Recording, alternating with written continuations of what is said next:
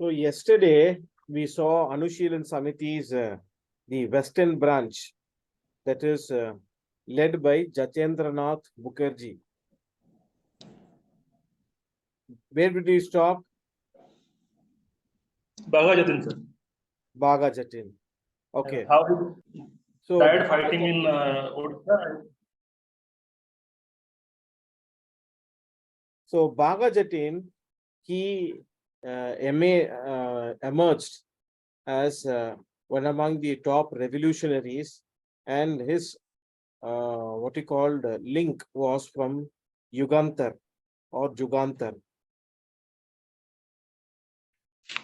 So he was the very foremost person who led the Western branch of Anushilan Samiti, who is referred as Bhaga Jatin. So he had links with the revolutionaries outside the country. So during the World War I happened between 1914 to 18. So during the World War I, this Jugantar paper, it was a newspaper to propagate nationalist ideas, became Jugantar Party or Yugantar Party.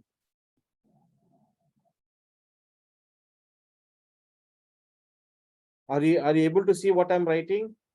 Yes, sir. So Yugantar Party. So Yugantar Party, you can see they started with the guerrilla warfare. We saw, no? Yes, sir. Guerrilla warfare. For guerrilla warfare, what do they require for ammunitions, arms and ammunitions?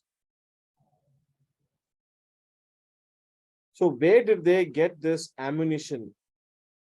So you can see they started to, who was British enemy in World War I? Germany, Turkey. Yeah. So Germany, Turkey. 1 minute.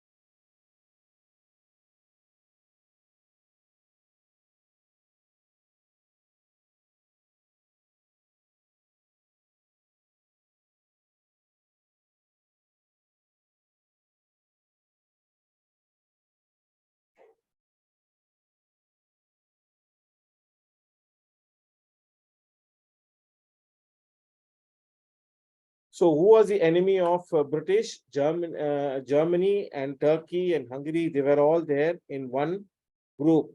So you can see that in India, whom did the revolutionaries were fighting? British. So British. So in India, British enemy is who? Revolutionaries. Indians who are revolutionaries. Yes or no? Yes, sir. So Indian revolutionaries are enemy of British. Germans are enemy of British. What is the connection between the Indians as well as these Germans? And if you apply Shastra, We both belong to Aryan race. no. Artha Shastra. Enemy is friends. Yes, sir. Koti Arthashastra. Enemies, enemy, any Germany's enemies, British enemies, the Indian revolutionaries. Enemies, enemy is what? Friend. Are you getting? Yes, sir. Arthashastra. Enemy is enemy. German's enemy is British enemy is the Indian revolutionaries. So what is the relationship between Indian revolutionary and Germany? Friends. So Bhaga Jatin, their group, Yugamdar Party, so they got lot of what you called sympathizers.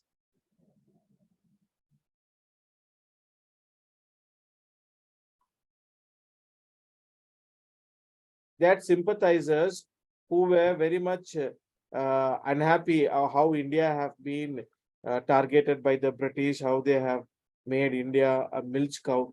So they were, many of them who opposed British also in Europe. So there were many sympathizers and many of them revolutionaries who were staying abroad.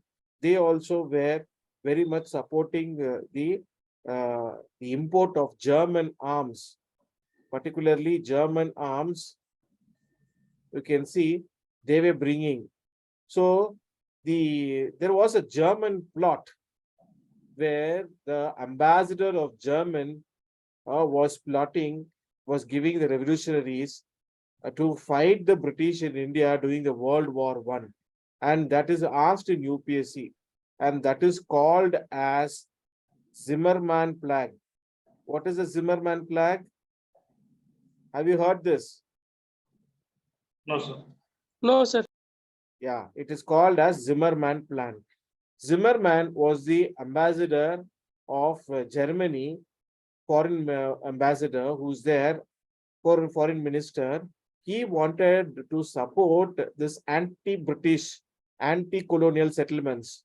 So Zimmermann arranged some kind of an underground understanding with those people who are doing guerrilla warfare, who are against the Britishers. So Zimmermann, the foreign minister of Germany, wanted to bring all these anti-national, and they want to fight a proxy war. What do you mean by proxy war?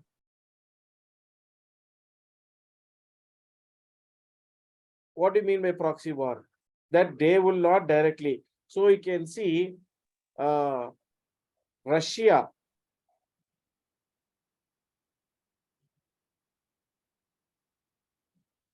Russia versus Ukraine. In this war, who is playing a proxy war or shadow war? USA. So Germany wants to play proxy war where? In India. In India, wherever there were anti-British sentiment, they wanted to play.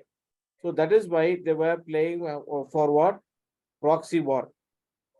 Okay, so Zimmermann plan is part of the German strategy to destabilize the British colonies and also win over the supporters to the side of British so that they will defeat the mighty Britisher.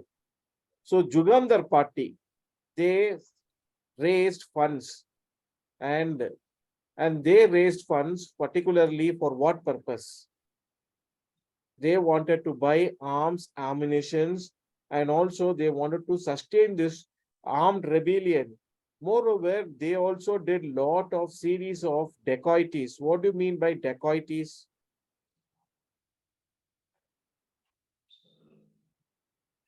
Looting, What is sir. dacoity? It is a willful robbing of a person by threatening, taking their possession, their goods, and everything in broad daylight, either to threatening or killing. So you can see that dacoities were done. And moreover, they also did something called boat dacoities. What do you mean by boat dacoities?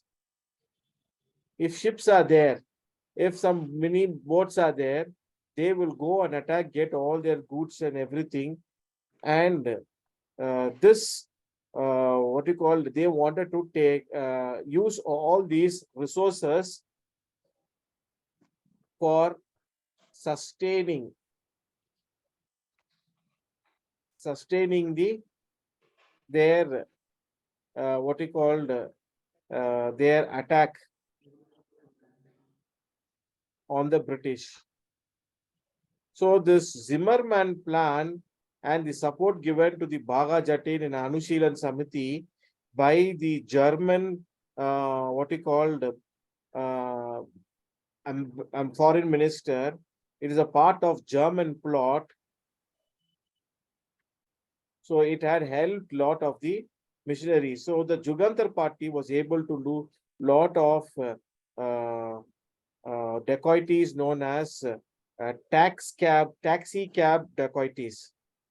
They have asked in some competitive exams which were the groups were involved in the taxi cab dacoities.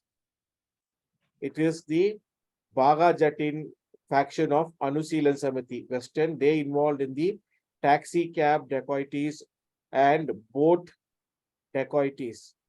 During the World War I, they were supported by the Germans, and it also is a work of Indo-German conspiracy.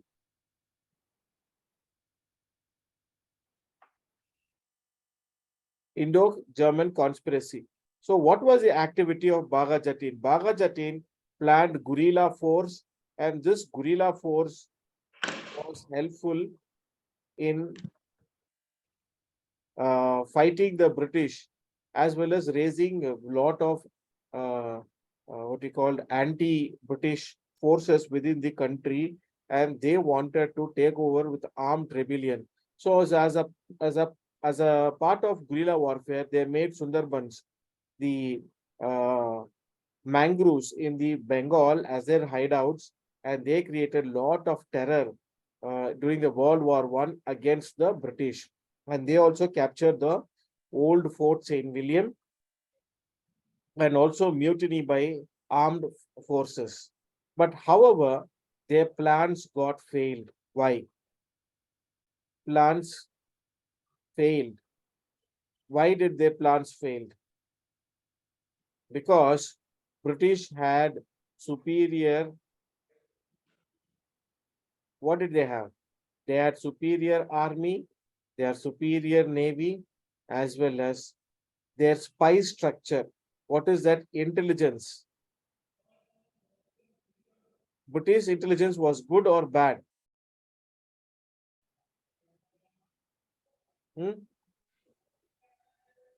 Good, sir. It was good. So in that case, British got to know the plans of revolutionaries. So countermeasures were taken. When countermeasures were taken, the activities of revolutionaries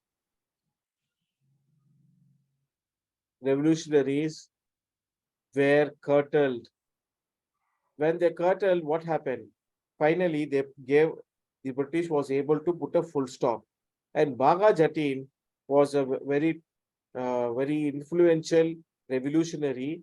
He gave the slogan, "We shall die.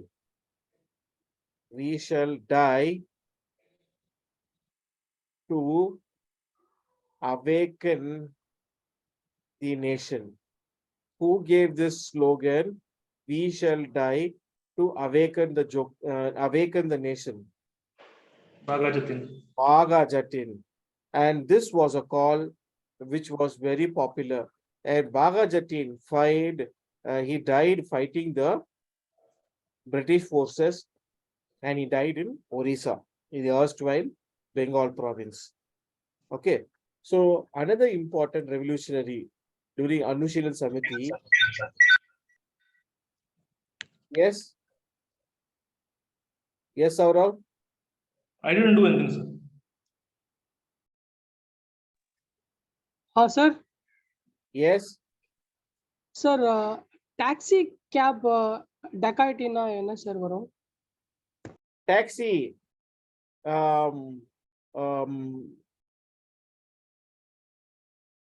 Boat இதுல பாத்திருக்கீங்க இல்லையா, riverine க்ரூஸ்ல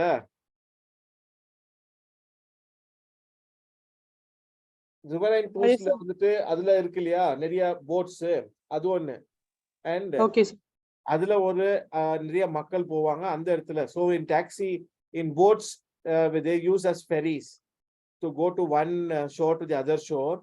So they will attack this. No, and not only that, during the World War One, you have lot of in the urban areas, particularly in the national capital of Calcutta, you had cars. They were using what you called Morris Minor, other cabs and all. Have you seen?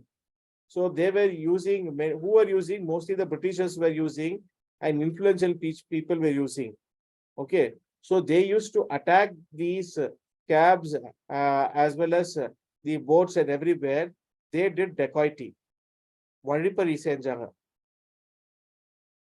And they used to take away all the goods, valuables, everything what they carry, and that they will use it for sustaining the war or sustaining their attack against the British and their sympathizers.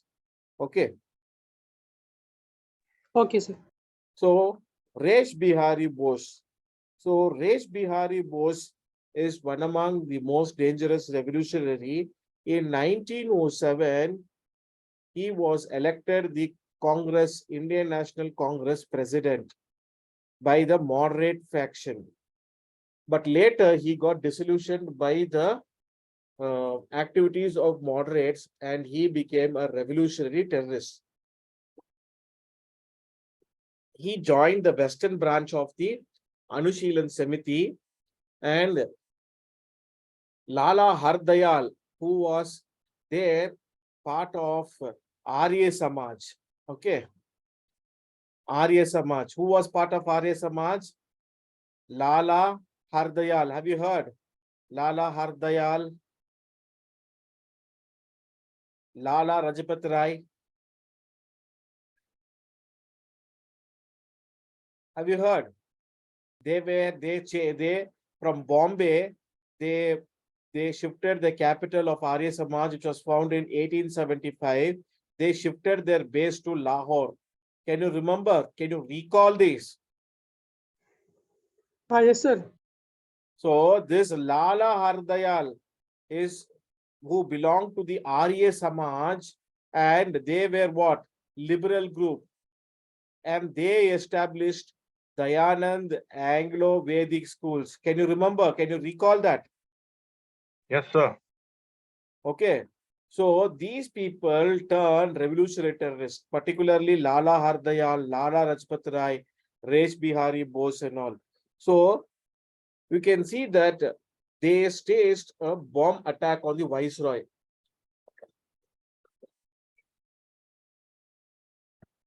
So Lala Hardayal, so Rash Bihari Bose, he took this Anushilan Samiti and he spread to the northern India, and they started, and even Hardayal also became what? Revolutionaries. And this Hardayal also went abroad and they supported the Indians, particularly Germans also supported. So you can see Lala Hardayal are all Punjabis because they were in the Lahore region. Lahore is the capital of Punjabis.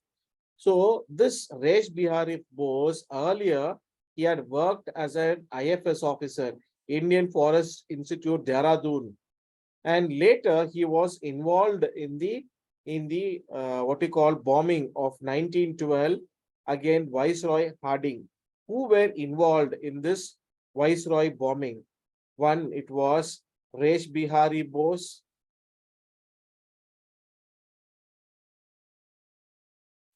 Two, it was Sachindranath Sanyal.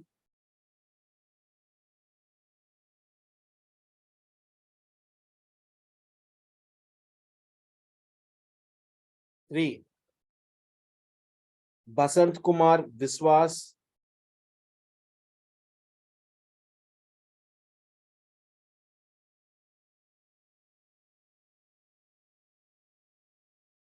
Four,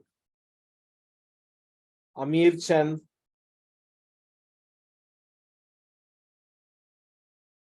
Fifth, Awadh Bihari.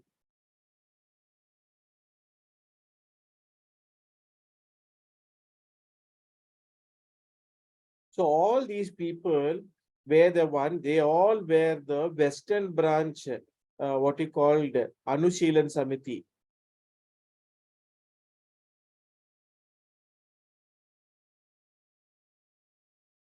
All the members. So they had what you call learned the techniques of making bombs and how to use that again. So they started to attack. So they staged a bomb attack on the Harding when Harding was going on a procession, particularly in the old Delhi. It is called Chandni Chowk. In Chandni Chowk in old Delhi area, this procession was going. So during this procession, what you call, they threw the bomb. So they also had an escape plan after throwing and killing the viceroy. But what happened? Plan got failed. Instead of throwing at the convoy of at the carriage of viceroy, it fell somewhere, and Lord Harding escaped unhurt. So all were convicted, but Resh Bihari Bose, who was known as the person behind this plan, he was a major plan. He disguised himself and he escaped. And later you can see, later he goes to Japan and he starts what he called a revolution for India. Okay, so Resh Bihari Bose was the person behind the bombings. So Sachindranath Sanyal, all they got convicted. Others, everybody was convicted and they were hanged to death. But Anushilan Samiti's Resh Bihari Bose escaped. So you can see that revolutionaries had a very, what he called, uh, um, tough plans of waging war against the Britishers and throw them in an armed fashion. So all these methods had failed. You can see the growth of, Sir, yes, who was working as a Indian forest in Dehradun? Resh Bihari Bose, Okay. earlier. Okay. Okay. So you can see revolutionaries were using press newspapers. For what purpose?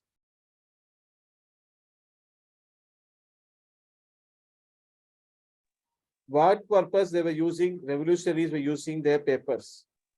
So that everyone gets. To propagate the idea. So what all papers the revolutionaries used? They used a newspaper called Sandhya. What do you mean by Sandhya in Sanskrit? Evening.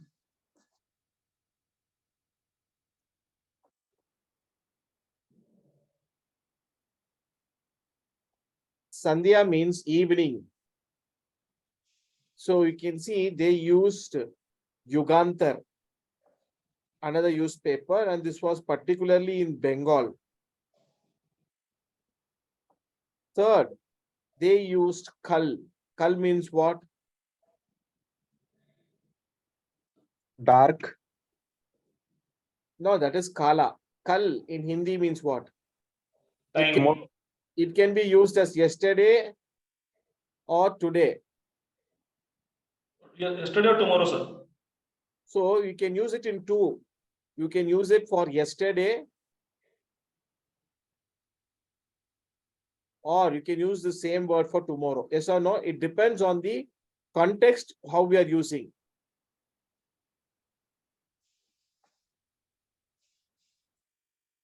Yes or no?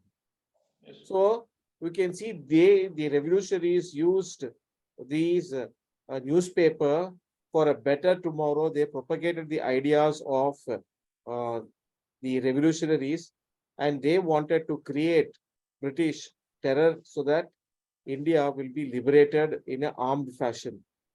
So you can see Punjab was among the most what we called organized in revolutionary terrorism. Why? What led to the rise of revolutionary in Punjab area? What were why extremism rose in Punjab? What were the reasons? Why extremism rose in Punjab? Why? What was the reason? Can anybody say? Sir, peasants வந்து நிறைய இருந்திருப்பாங்க sir. Peasants. Yes. Yes. Because Congress வந்துட்டு peasants ஓட கோரிக்கைகளை அவ்வளவா அவங்க இது பண்ணிடல sir, கேட்கல. Okay. Okay. So you are saying that Congress was not bothering or taking the issues which is plaguing the farmers or peasants. Okay. So as you know that Punjab is a land of 5 rivers, which is known for the agriculture, agrarian economy, agrarian society. You can find that the Punjab also started to get into the colonial economy's evil side. What is colonial economy's evil side? Frequent famine. Why frequent famine? It was man-made or artificially made? Man-made, sir. Yeah. So you can see Britishers started to use administrative measures, particularly rise in the land revenue, and moreover, they also added and increased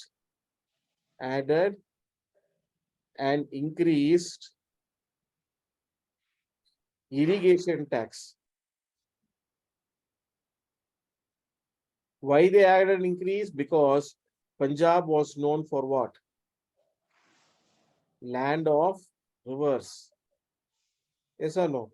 They are because of canal irrigation. British wanted to bring more and more land into their cultivation. So they increased the irrigation tax. Fourth. So you can see the practice of forced labor or beggary was there. Forced labor was practiced.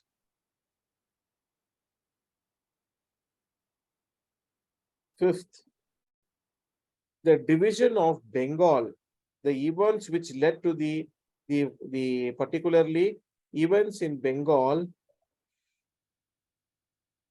that is actions of Lord Curzon. Lord Curzon did what type of anti-Indian works?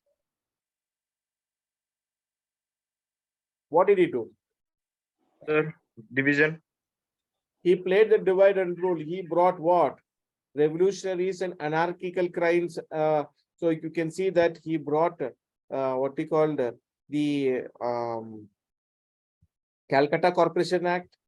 He reduced the number of Indians. He nominated more. Artificially created a majority, and he passed laws to his whims and fancies. He brought what we call Relay Commission, and they changed what? They brought in Universities Act. Later, Lord Curzon, he was very much anti-Indian. He brought regressive laws. All these actions led with the partition of Bengal, where he divided on the basis of religion and linguistic, led to the rise of extremism and revolutionary terrorism.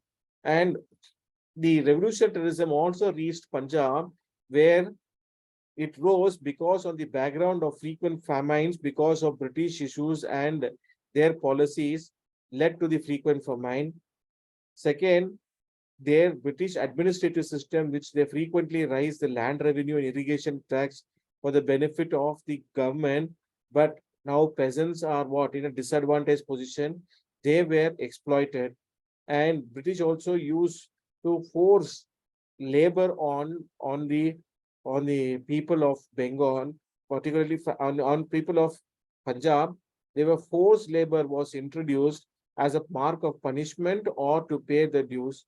And the events in Bengal also influenced, and particularly actions of Lord Curzon, which also led to the rise of extremism in Punjab.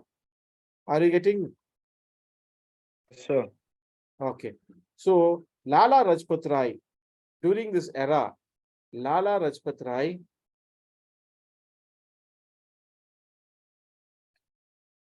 So he was very tall, extremist and revolutionary terrorist leader. He brought out a newspaper called Punjabi. And in this Punjabi, he what he called propagated the idea. What was the main motto? What was the main motto? He said, self-help at any cost. We have to become self-reliant. We have to work for our own survival. We have to fight the British. So we have to self-help at the cost of death also we have to fight. So you can see Punjabis, particularly Ajit Singh. So Ajit Singh, so he organized movements in Lahore, and that is called as Anjuman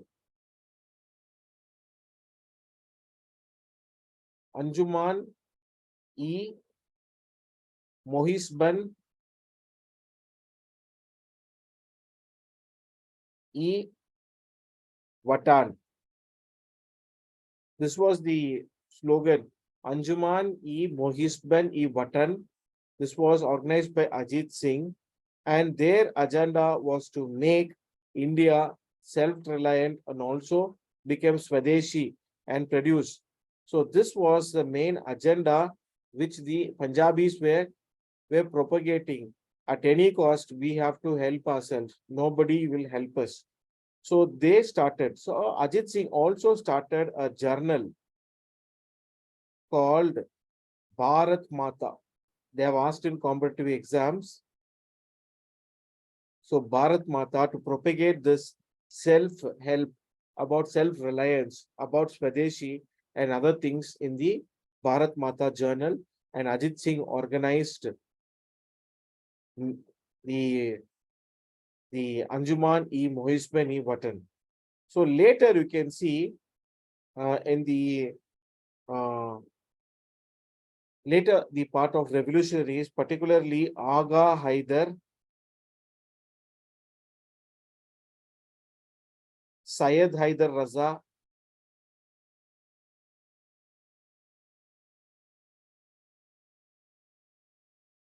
Bhai Premchand,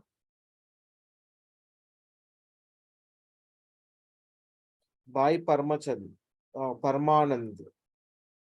Bhai Parmanand, then Lal Chand,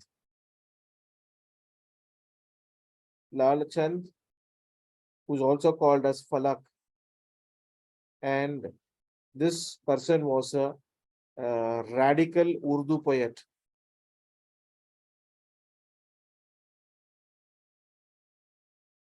All were top revolutionaries, and they had their their hold in Punjab area. So they had their hold. Aga Haidar, Syed Haidar Raza, Bhai Parmanand, and Lan Chand Falak, who is a radical Urdu poet. So extremism was dealt severely, and slowly during 1907, extremism in Punjab dies down. Why? Punjab dies down. What was the reason? In 1907,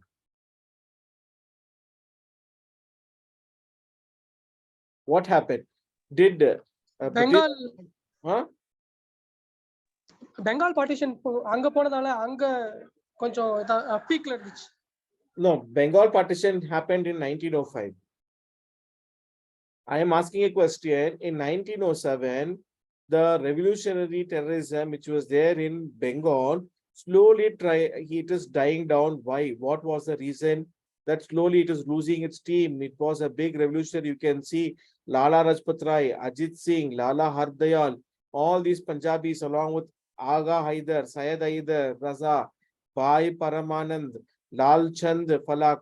All these people are great revolutionaries, but slowly after 1907, now there is not much of people who are takers. What happened? Is it becoming old, sir? No, you can see in 1907, British started to put what you called a very what you called iron hand. They stuck down all the revolutionary activities. So by May 1907, it gave a very big what you call row. They banned all the political meetings. So banned all political meetings of these revolutionaries. Why did they ban? Because these political meetings became what? Breeding ground. Breeding ground where people started to hear from these revolutionaries, their talks. More and more people were joining their forces and became anti-British. So they struck down. And not only that, British, they caught hold of whom? The dreaded revolutionaries, particularly Lala Lajpat Rai and Ajit Singh. What did they do? Ajit Singh and Lala Lajpat Rai, they were caught and the British wanted to deport them. So you can see that there was other part of Punjabis who were very successful in revolutionary movements, who took it to even to abroad also, particularly Sufi Amba Prasad, Sufi Amba Prasad, Lal Chand,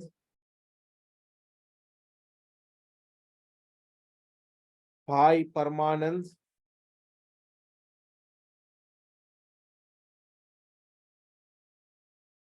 Lala Hardayal.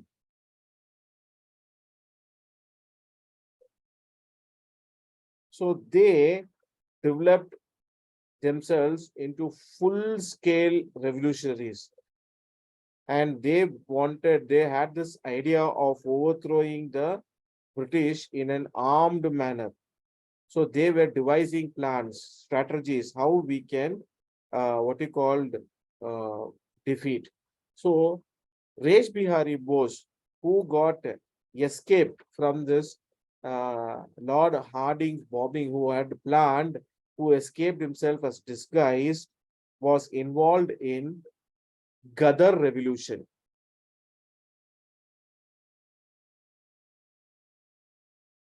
Gadar Revolution.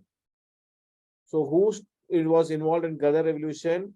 The most dreaded revolutionary terrorist for the British, Rash Bihari Bose. So he was involved. So in 1913, Rash Bihari met Bhaga Jatin. Who met Rash Bihari? Met Bhaga Jatin. Who is Bhaga Jatin? Another revolutionaries from eastern side.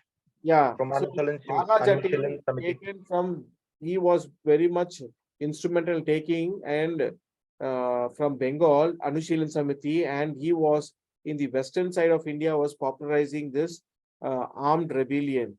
So Rash Bihari meets Bhaga Jatin in 1913, and they discussed the possibility, whether it is possibility of what? All India rebellion, all India armed uprising,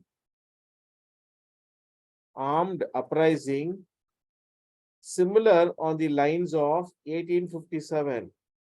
1857 type of uprising, can we do that? So they also worked, who?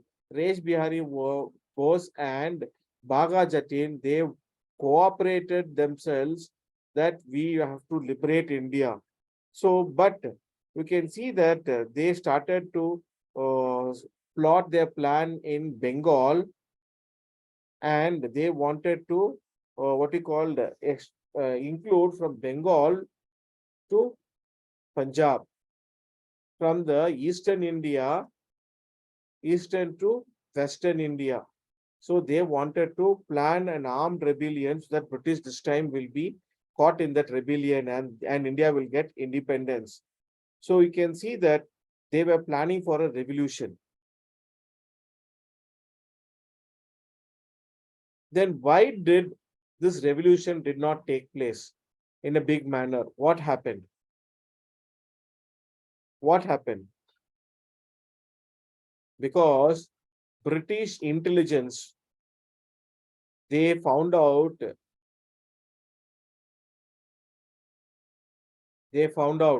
all the activities. What did British do? They started to tighten the measures and they arrested the revolutionaries and small and big. So you can see Rash Bihari Bose, he escapes to which place? He escapes to Japan. And in Japan, he in 1915, he laid down very important part he played. What did he play? Rash Bihari Bose. He founded the Indian National Army, which was later headed by the patriotic martyr of India, who? Subhash Chandra Bose. So Indian National Army. So who was the person who was behind this? Rash Bihari Bose. He went to Japan. He escapes in 1915. He organizes the Indian National Army to fight the what he called against the British. Okay, so you can see Ghadar Party. So what was the Ghadar Party? Slowly they escaped where they were now. From Anushilan Samiti, you have Ghadar Party and Ghadar Revolution. So what was the program of Ghadar? What is Ghadar program? Are you getting me? Yes, sir. What is the Ghadar program? What all types of activities they're doing? How it is? You can see that they wanted what they called to organize assassination of officials, British officials. What is that? To organize assassination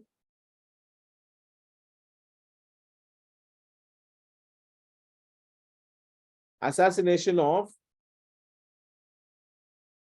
British officials and those people who are supporting them who are anti-Indian.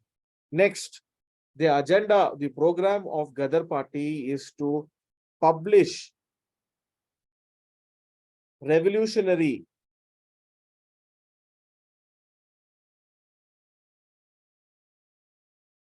and anti-imperialistic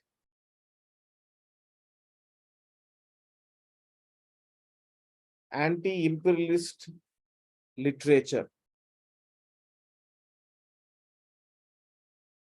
Third, that they want to work with the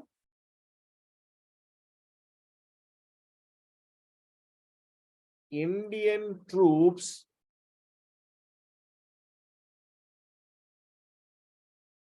which is stationed abroad.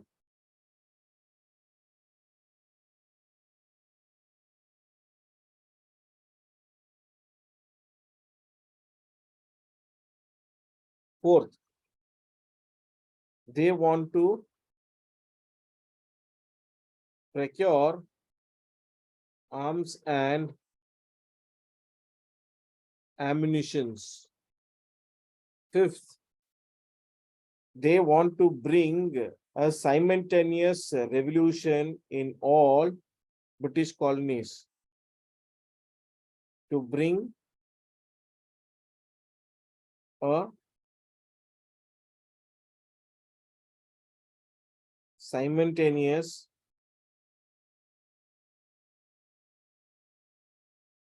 revolution in all British colonies. So what is the program of Ghadar Party? See, they can bring this, what they will do, they will keep statement 1, 3 and 5. Okay, or they will do, they will give only 2, 3, 4. or they will give 135. Okay, and they will say which all the statements are correct. They may change here or there one word. Okay, then they will put the with the ABCD. Okay, in that they will confuse you. So what were the program? If you can understand this, definitely any question on Gadar you can answer it. What was the program? To organize assassination of British officials, to publish revolutionary and anti-imperialistic literature in against the Britishers, to work with the Indian troops which is stationed abroad. Why? If Indian troops are convinced that Britishers are using them, it's very easy. So they wanted what? A armed rebellion. They want a mutiny. They want a coup to happen. So they want to procure arms and ammunition for what? To fight the British in a armed rebellion. And they also wanted to bring simultaneous revolution. That means what? At the same time, everywhere in all British colonies, revolution. So when it happens, what will happen? There will be breakdown of government machinery, and there will be a lot of chaos, and Britishers will not be in a position to control. So thereby it will lose its colonial, what we call imperialism, and it will break down so that each and every colony will become independent. So we can see Gadar Party program had all these in agenda. So revolutionaries went abroad. Why they went abroad? Because they wanted to, what we call, give a, a helping hand to those people who are in the country, and also to organize money they wanted to use. So the revolutionary group, now they organized a weekly around the newspaper, and that they called as the Gadar. And they opened this Gadar as a newspaper in USA. Particularly, they had their headquarters. Where did they had in headquarters in USA? They had their headquarters in Saint Francisco. Saint Francisco, they had their headquarters, and not only that, they also had branches in the US coasts. Why did they have their branches in US coast? So that they can smuggle the arms and receive their other revolutionaries and give them the training, and also give them the ideological preparation, as well as they had their association branches in Far East. Particularly, they also had relations with the Afghan. Okay, so they wanted with the other anti-imperialistic agenda to be implemented. So the revolutionaries had their sight on ex-soldiers. Why did revolutionary, particularly Gadar Party, wanted to bring ex-soldiers? What was the reason? Ex-British soldiers, British Indian soldiers. The reason is that these ex-soldiers are trained army men, and you don't require much what you called ammunition. They can understand and they can come, because all are trained soldiers, and they will lead. It's very easy for them to lead, because already they're trained in military. They have the strategy, how to go, what to do. So it's very easy for the Gadar Party to arouse nationalist feelings and bring sympathy and get enrolled. And moreover, US soldiers and those Punjabis, farmers who left India, went abroad in search of better future, they were also robbed. And as you know that, what is the physique of Punjabis particularly? Are they short? Are they weak? Are they, how is their physical? Saurav, how is the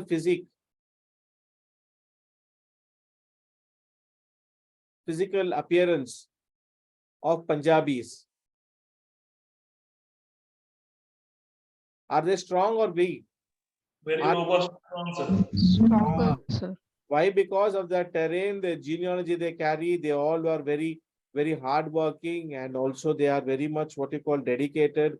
And these farmers were also having very good physique. So they caught hold of these farmers and ex-soldiers. Ghadar party was able to rope in and make them. And why did the farmers leave India? They went to USA, they went to Canada. For what? For better future, for better employment, for better livelihood and other opportunities, education opportunities, they went. But Ghadar party, you can see they roped the ex-soldiers and ex-farmers and everybody who went there to USA and Canada. So Ghadar party was formed where? In 1913. And who were the main leaders? Lala Hardayal and Sonal Singh Bakna.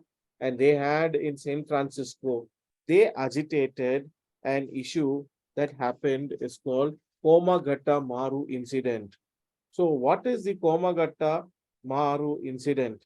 You can see pre-Ghadar activities that take shape.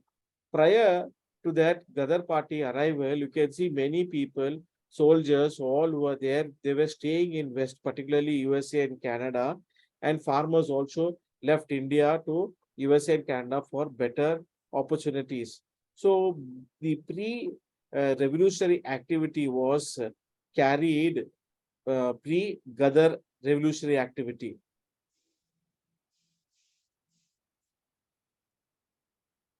Who did pre-Ghadar revolutionary activity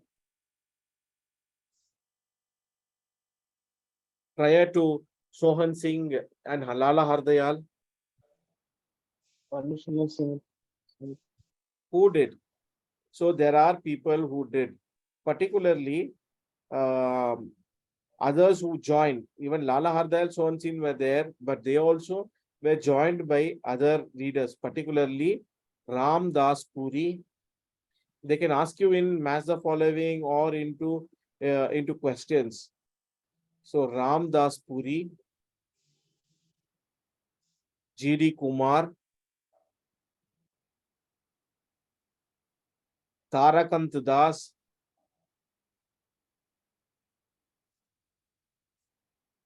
or Taraknath Das, Sohan Singh,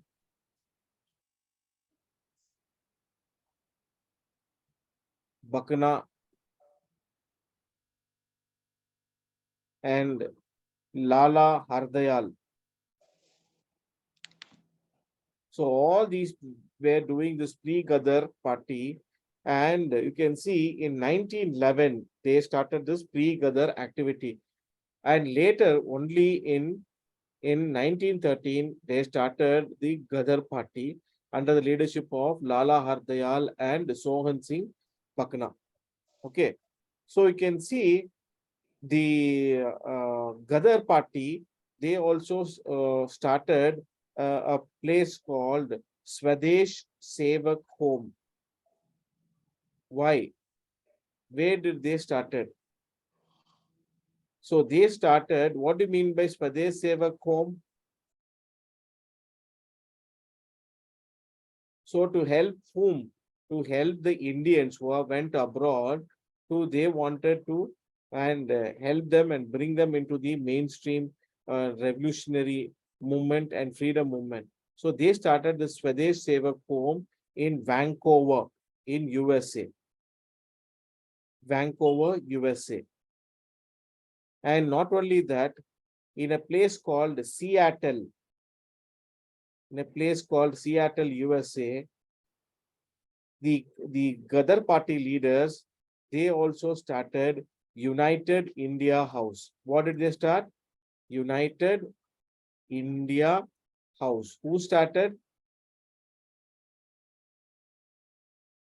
Daniel, who started United India House? Sir, Ghadar party. Ghadar party. Where did this they established United India House? Seattle. In Seattle in USA. Okay. So Yes, sir. slowly you can see Ghadar party leaders, particularly many of them evolved in this. Lala Hardayal, who were most prominent people in these Seattle and in Vancouver, who were the prominent leaders of Gadar party. So they can ask you in match the following or in the sentences. Lala Hardayal,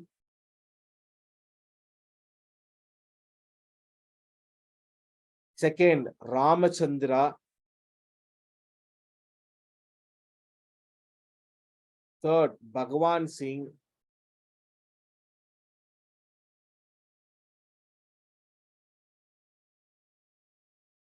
fourth Kartar Singh Sarba, very important, Kartar Singh Sarba or Saraba. Fifth, Barkatullah.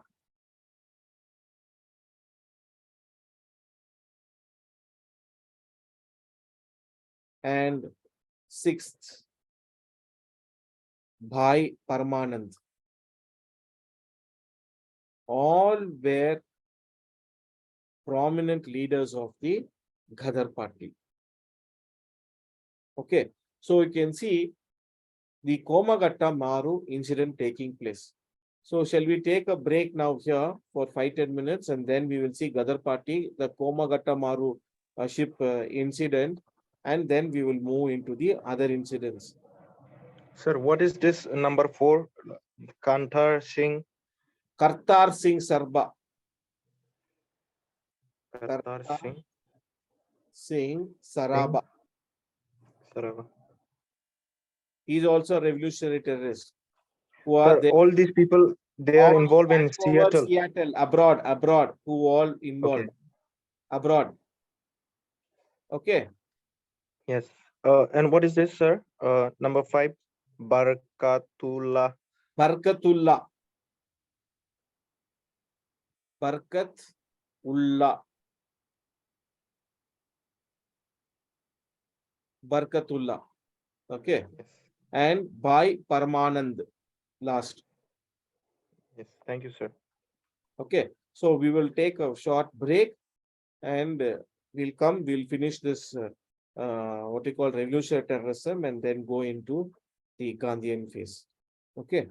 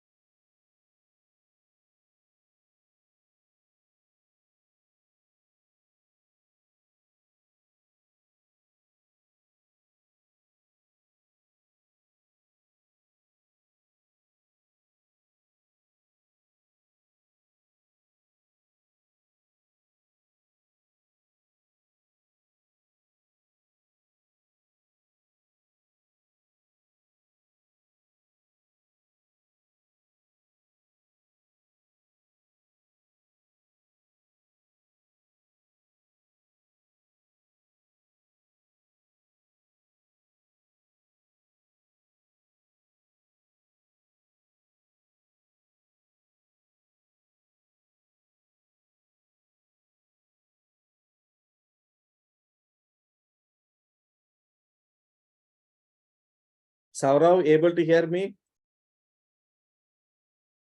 Yes, sir. Okay. So Komagatta Maru incident takes place. What is this Komagatta Maru incident? So Komagatta Maru was a chartered ship. And this chartered ship was hired by whom? By the Punjabis. From where? Komagatta Maru was a chartered. What do you mean by chartered ship?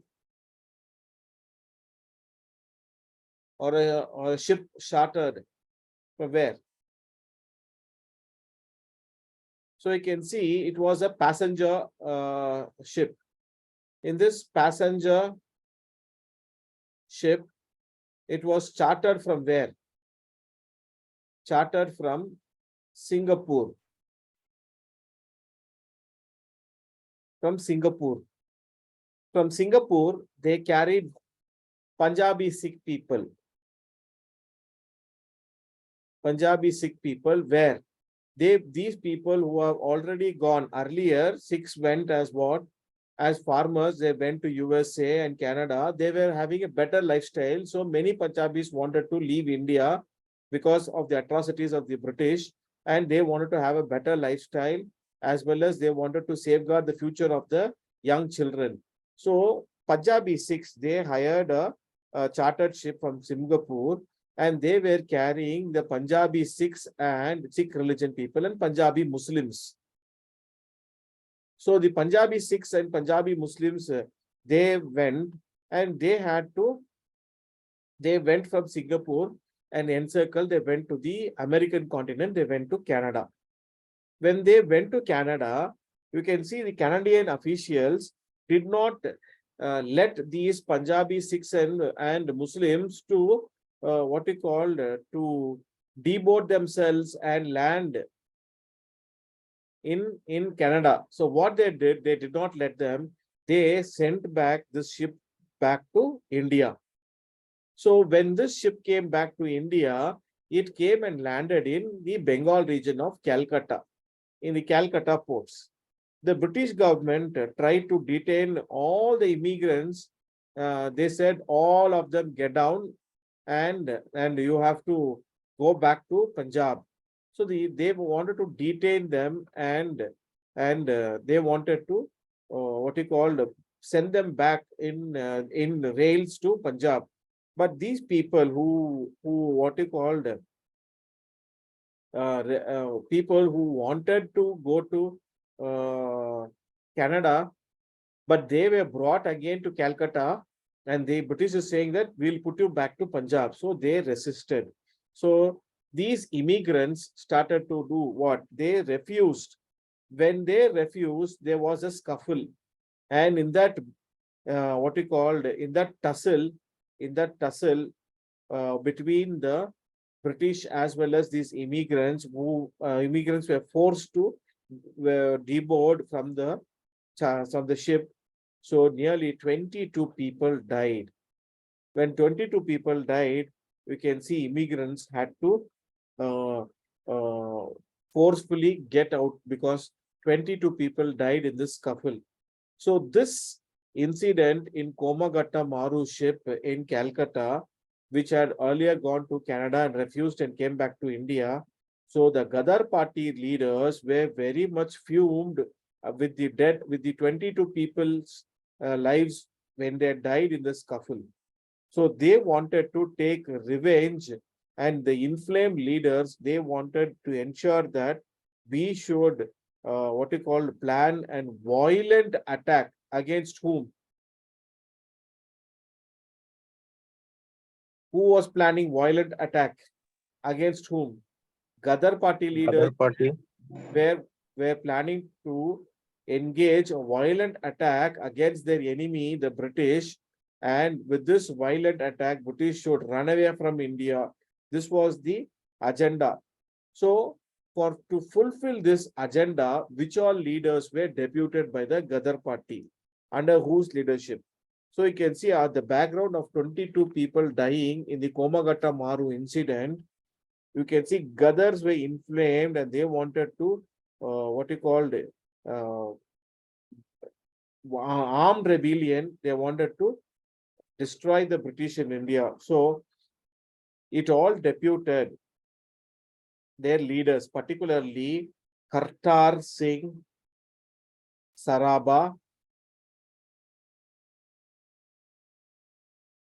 Raghubar Dayal Gupta, Raghubar Dayal Gupta, Resh Bihari Bose,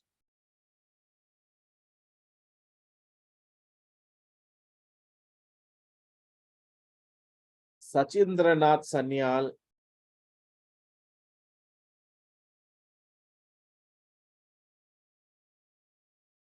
and finally, you will find the other prominent leaders. All they were instrumental in attacking the. They wanted to attack. So these leaders, they fixed a date called 21st February 1915 is a date fixed by whom? By these Gadar party leaders. For what? The date of attack against whom? Against the British in India. So what they did? So they started to gather people, they started to gather money, ammunition, so that they want to wage a war against the British. And what was British intelligence agencies doing? Where they were quiet?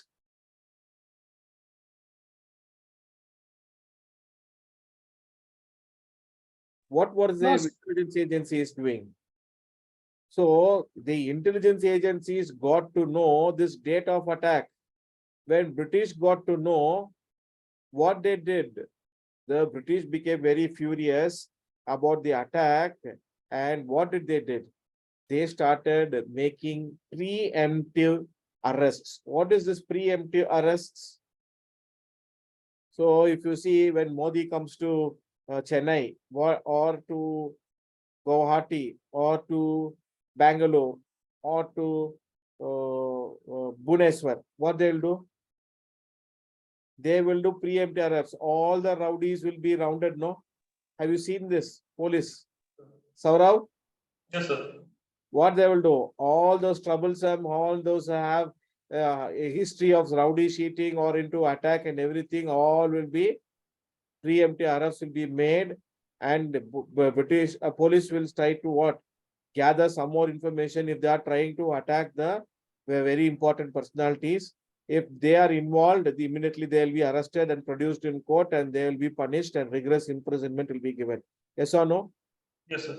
The same thing British also got to know that 21st, what you called 21st February 1915, that Gadar party people are trying to come and attack us. So they did lot of preemptive arrests in all the colonies wherever they are, and also they suppressed with the highest grade, what you called suppression. The movement was what you called with iron hand. They suppressed the movement. And not only that, they got very much scared. British passed a very draconian rule. What is a draconian rule? They passed a very important act called Defense of India Act 1915. Huh? Defense of India Act 1915. Yes. Yes, Saurav.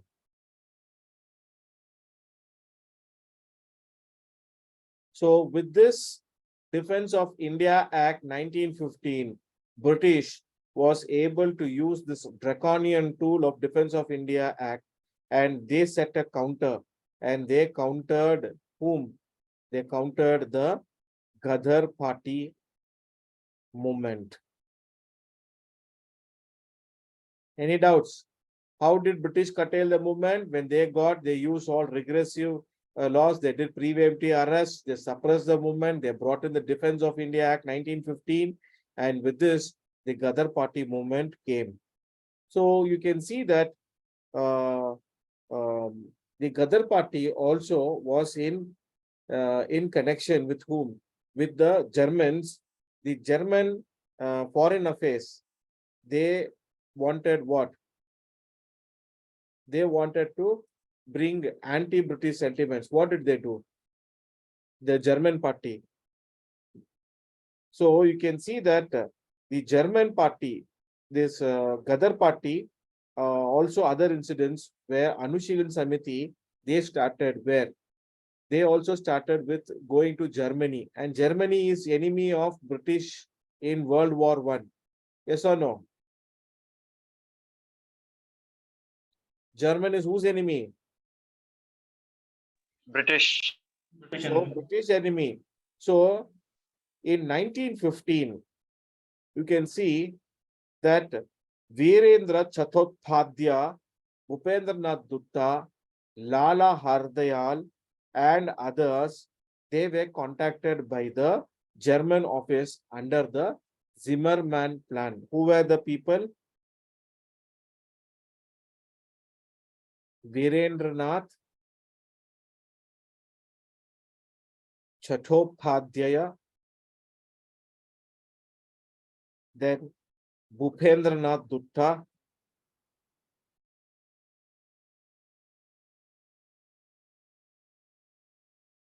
then Lala Hardayal,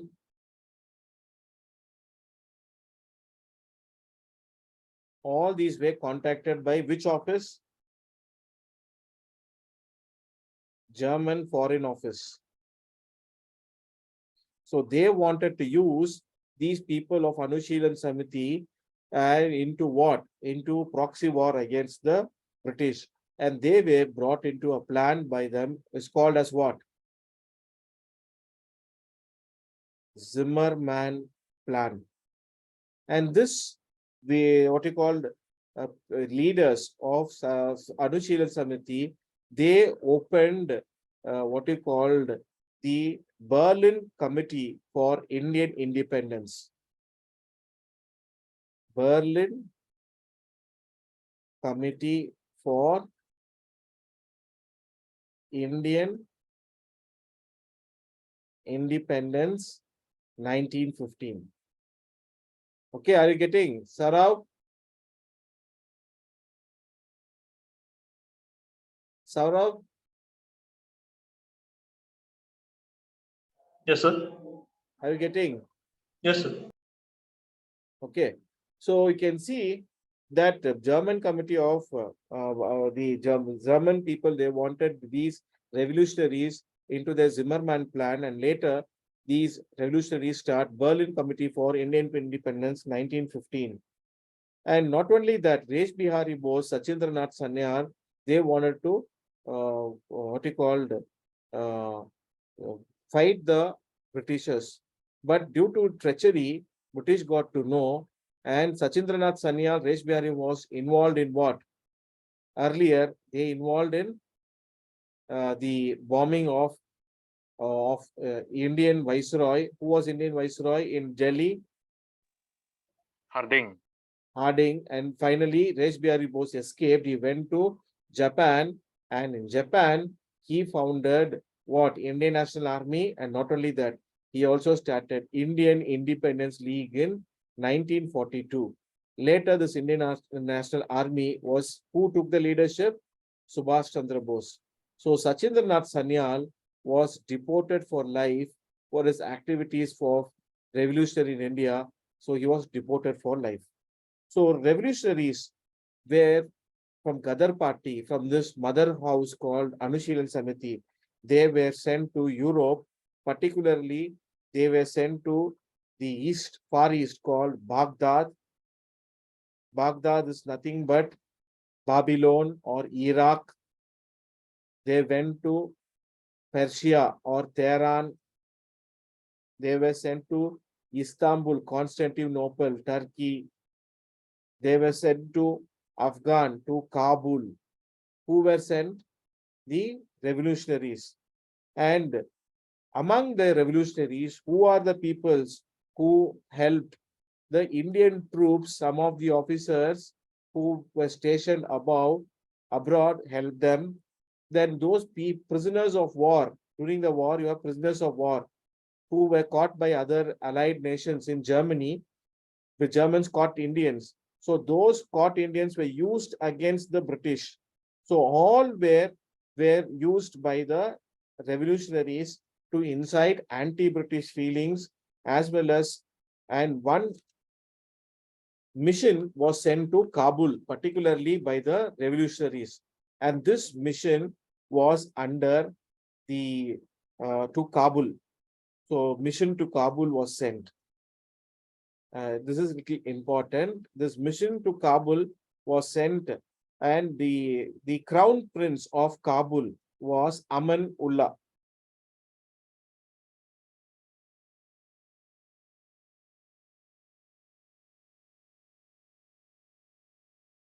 Crown prince of Kabul was Aman Ullah. So you can see that the Aman Ullah was having this anti-British feelings. Why? Because in the Third Anglo-Afghan War 1919, what happened? They were having anti-British feelings, yes or no, in Afghanistan? Yes, sir. So the Ghadarites wanted to use this revolutionaries, this anti-British feelings in Kabul. So they sent a mission there. So who headed this mission? One mission. One person called Raja Mahendra Pratap Singh.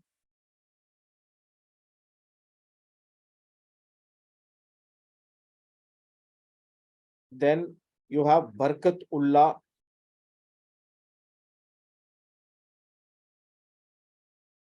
Obed Ullah Sindhi. Obed Ullah Sindhi. These three people went to the Kabul conference and in Kabul, and they organized with the help of the Crown Prince Amanullah, they set up provisional Indian government. They have asked in many competitive exams, including UPSC, provisional Indian government. Who set up provisional Indian government in Kabul? Raja Mahendra Pratap Singh, Barkatullah, Ubaidullah Sindhi. With the help of Amanullah, the crown prince, the revolutionaries had sent a mission to Kabul and they set a provisional Indian government. Okay, so you can see that the revolutionary movements slowly started to what you called temporarily decline in 1920s. Why? What happened after 1919? You can see after 1919, the World War I, what happened to World War I? It came to an end. When it came to an end, so normally what will happen? So the Britishers, they had caught many prisoners during the 1915, during the war, Defense of India Act. Yes or no? Defense of India Act. And according to this Defense of India Act, what did British do to Indian, those people who are revolutionaries, those who had anti-British feeling, what did they do? They all were held. They were all were arrested. Yes or no? Please respond. Yes, sir. So Yes, when sir. they were arrested, they Yes, were sir. kept in jail for many years and they cannot keep them forever because it is they have not committed many big crimes. So when the war was over, so the Defense of India Act, so according to this Defense of India Act, after the World War I was over, all of these political prisoners which they had caught earlier were released.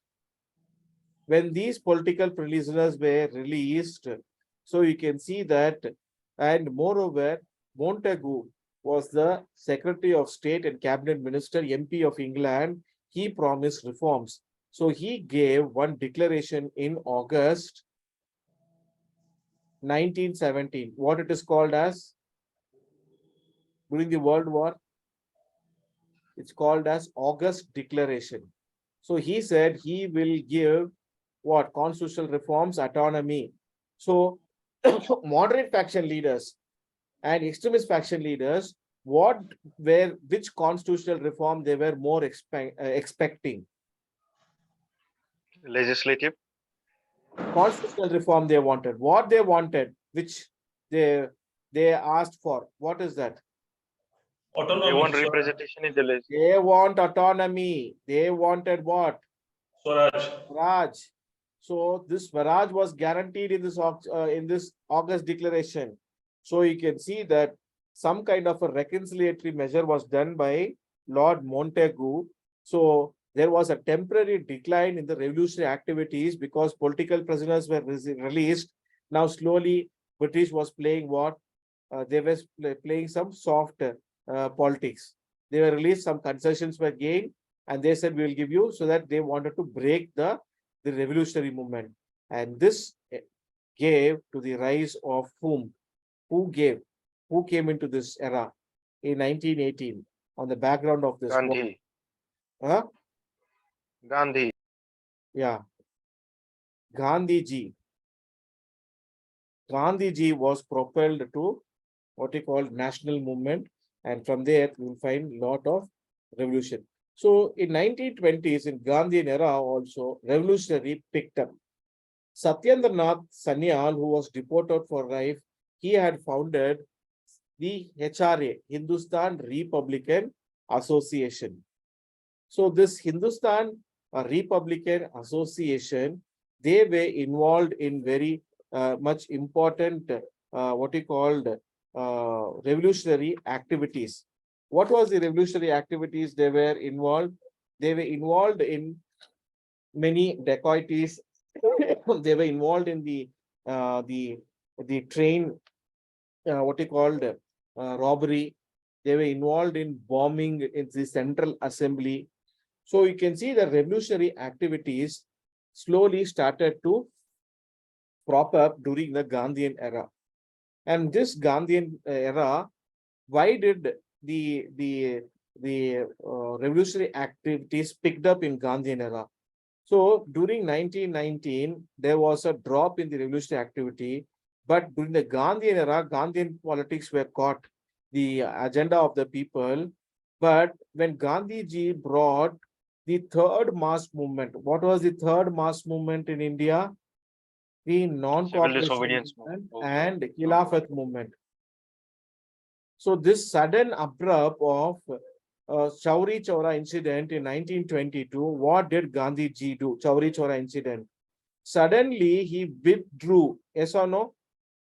He withdrew the non-cooperation movement. When Gandhiji withdrew this non-cooperation movement, what happened?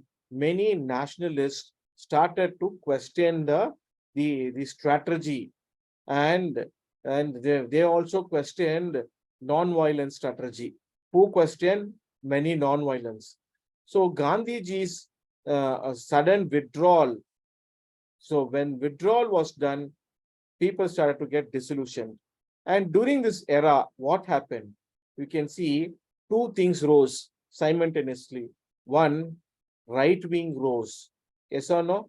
The arrival of right wing, particularly in 1917 Hindu Mahasabha, 1925 Rashtriya Swayamsevak Sangh, and also left wing also rose. What was left wing?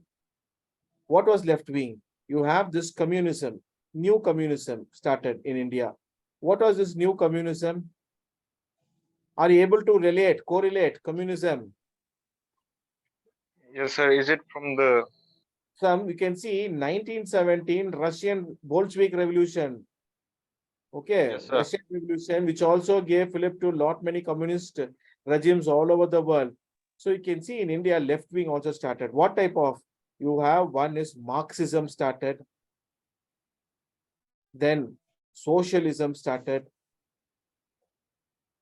Then the proletariat type of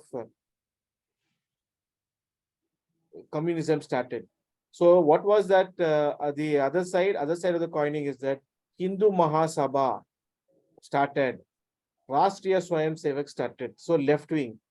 So you can see that the articles of the revolutionaries, they were dying for the country, brought what kind of influence? Articles on self-sacrifice. Articles were brought. these articles influenced the Indian people. What were the articles? It was called as Atma Shakti. Atma Shakti. Then it is called Sarthi. Then it is called Bijoli. So these were the articles which enthused the Indian masses about the sacrifice of the Indian revolutionaries. So we can, Sir. yes, Is this article by Hindustan Republic Association? yes, yes, yes. So Hindustan Republican Association, see, they brought this articles. So you can see the revolutionaries, particularly they involved, but the Sachindranath Sanyal, when they founded Hindustan Republican Association, so you can see they were controlling the northern region, particularly they were having in Bihar their foothold, in United Provinces, UP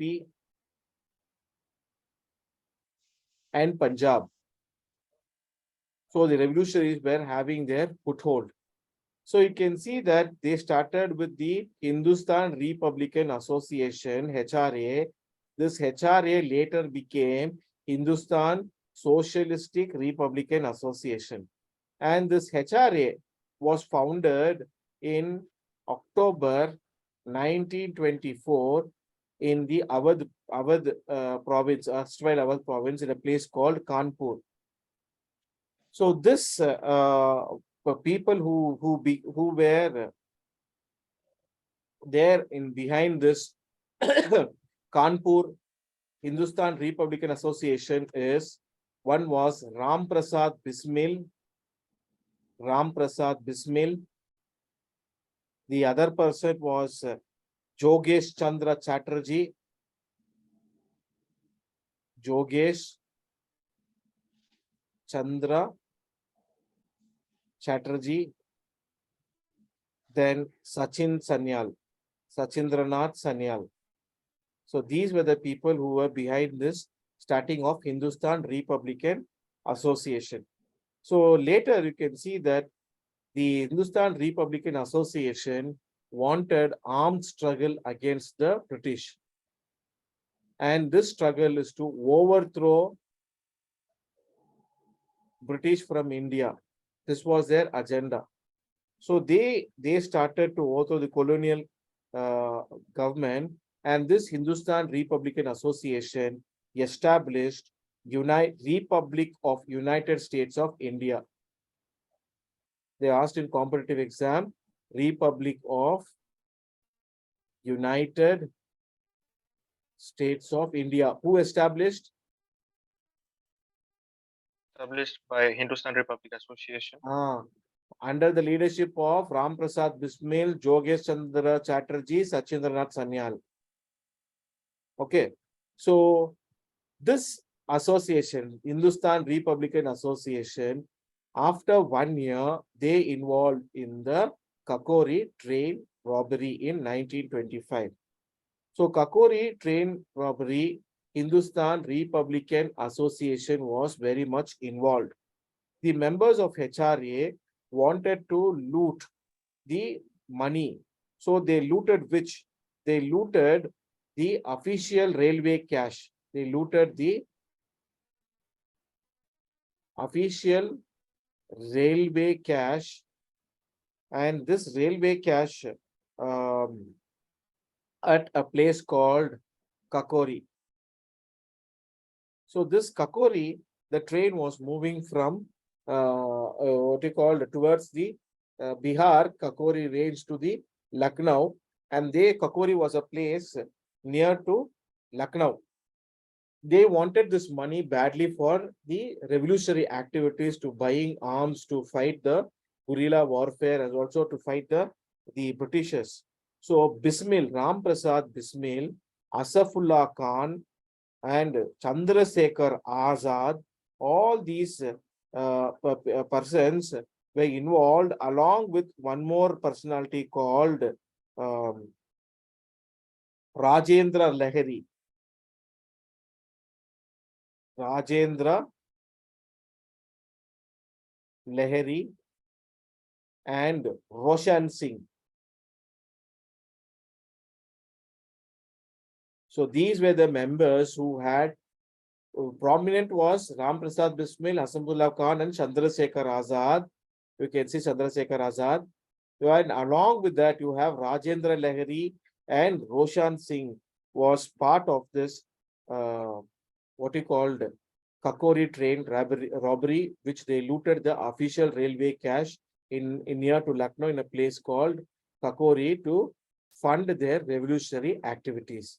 Later, this Hindustan Republican Association, they in Delhi, they regrouped. After that train case, they regrouped, and this regroup was under the leadership of Chandrasekhar Azad. Chandrasekhar Azad was the leader. So now we can see they came in a place called Ferozshah Kotla. Ferozshah Kotla. In Ferozshah Kotla, they came under the leadership of Chandrasekhar Azad. So who were the other members, participants? You find Bhagat Singh,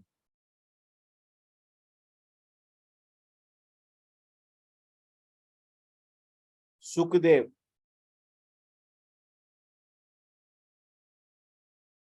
Bhagavati Charan Vora,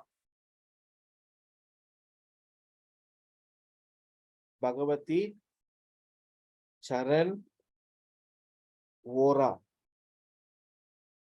and Vijay Kumar Singha.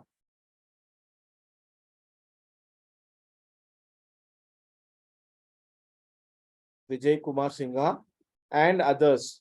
So they changed the name from HRA to HSRA. What is this HSRA? Hindustan Republican Association, Hindustan Socialistic Republican Association.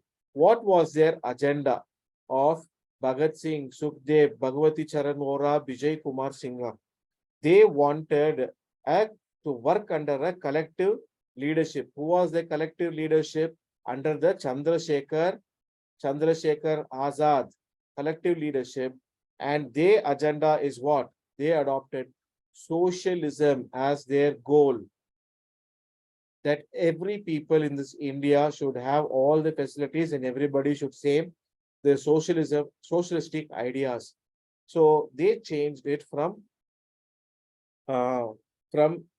Republican Association to Socialistic Republican Association. So you can see this Hindustan Socialistic Association in who were the main leaders of Hindustan Socialistic Association, under whom Chandrasekhar Azad was a leader, Bhagat Singh, Sukhdev, Bhagavati Charan Vora, Vijay Kumar Sinha. Okay, so they changed from HRA to HSRA. So in 1928, this HSRA involved in Lahore in December. In 1928, they were involved in a issue in Lahore. What was the Lahore issue? So this HSRA had involved and killed Saunders, the murder of British official Saunders. Why did Saunders was killed? Why? What was the reason Saunders was killed? Saunders was a police official. So he in Punjab, we can see that he was the 1928. You can see the non-cooperation movement was in progress, and Gandhiji was also putting his national agenda. People were protesting. So, so Lala Rajpat Rai, other leaders in Lahore, top leaders, Lala Lajpat Rai and other top leaders, they came in protesting in Lahore against the British. Why? Because in 1927, Simon Commission was appointed under London And this Simon Commission was coming to India. Yes, Saurav? Yes, I was saying they were protesting against the Simons Commission. Yeah. So there was a lot of protest because the Simon Commission was a white commission. There was no Indian representation. So Indians do not like this only white man commission. So Lala Rajpat Rai or other leaders were protesting in Lahore. So the Saunders was the official police official. So he, what he called, he wanted to bring terror. So he was ordered Lathi charge. And this Lathi charge is very brutal. Why? Because this killed, who it killed? Lala Lajpat Rai was killed due to the injuries. So they were protesting. So Bhagat Singh, Chandrasekhar Azad, and Rajguru. Who? Bhagat Singh, Chandrasekhar Azad, Rajguru. These three people shot dead whom? To avenge the death of Lala Rajpat Rai, they killed whom? They killed the police official Saunders in 1928. Are you getting me? Yes, sir. Yes, sir. So later, 1929, you can see that on 8th April, 1929, the bomb in the Central Assembly was thrown. Now, bomb in the Central Assembly was thrown.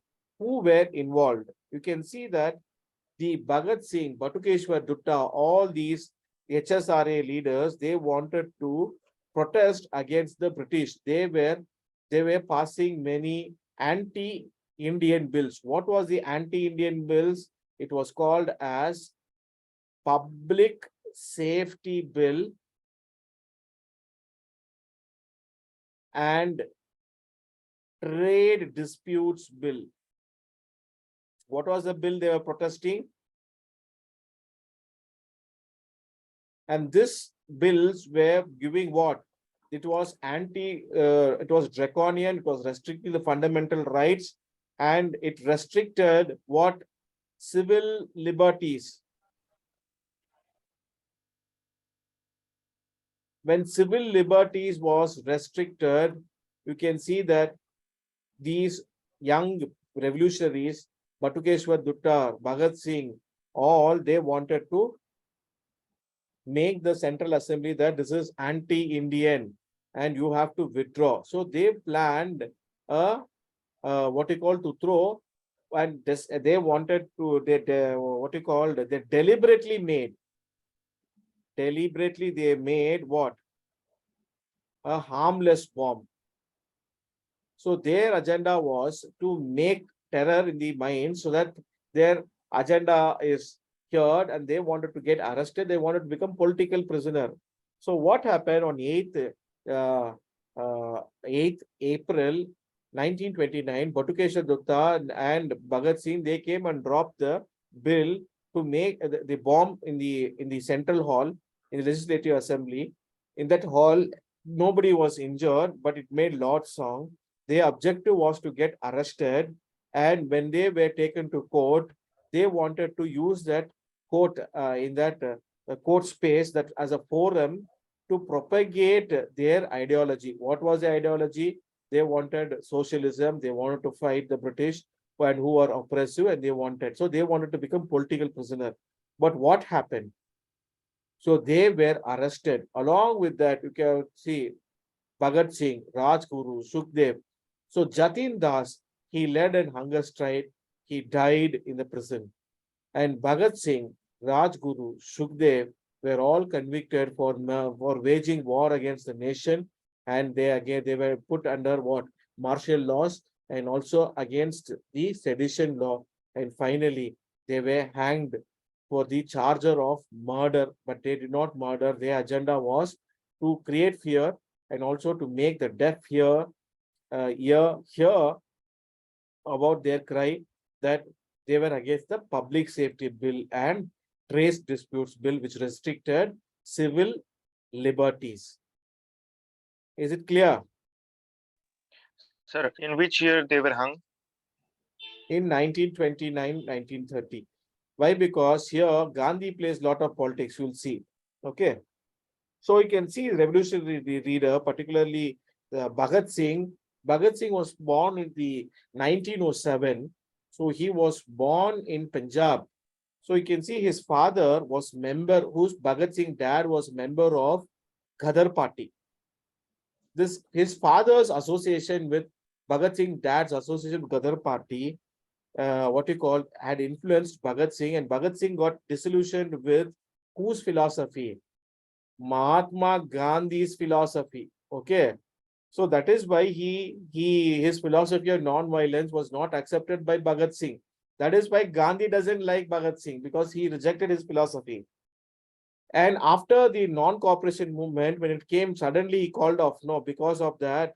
So Bhagat Singh all got what? Agitated, and they founded the Indian Socialistic Youth Association. So when he founded, Bhagat Singh personally founded one association, it is called as Indian Socialistic Youth Organization. Who founded this? Bhagat Singh. So it is, and this is called Naujawan Bharat Sabha in 1926, March 1926. In Hindi, he founded, it's called Naujawan Bharat Sabha. So in March 1926. So these were the activities that, so this Naujawan Bharat Sabha, they joined the HRA, Hindustan Republican Association. Later, HRA became HSRA. And in this HSRA, who all were there? Asafullah Khan, Ram Prasad Bismil, Chandrasekhar Azad. So they were the ones who took forward the revolutionary terrorism forward. Okay. So, Sir, what was that Naujawan? pardon? That is what Naujawan Sir, means.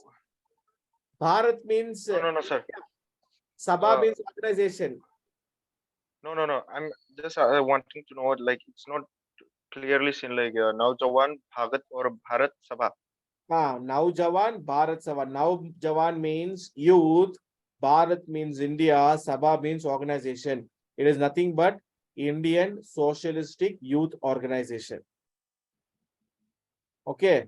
This is Hindi, English name for this organization. Hindi name for this is Naujawan Bharat Sabha. Okay.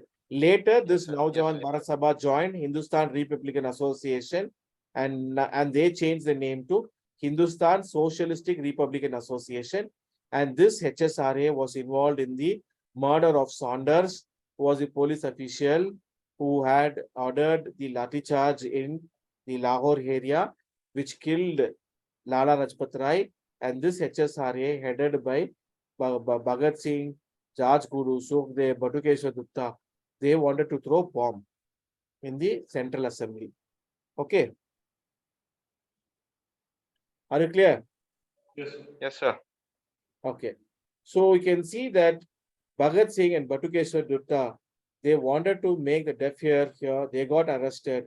And we can see that this Anushilan Samiti's Chittagong armory raid was done by the um, by the same Anushilan Samiti. 1 minute.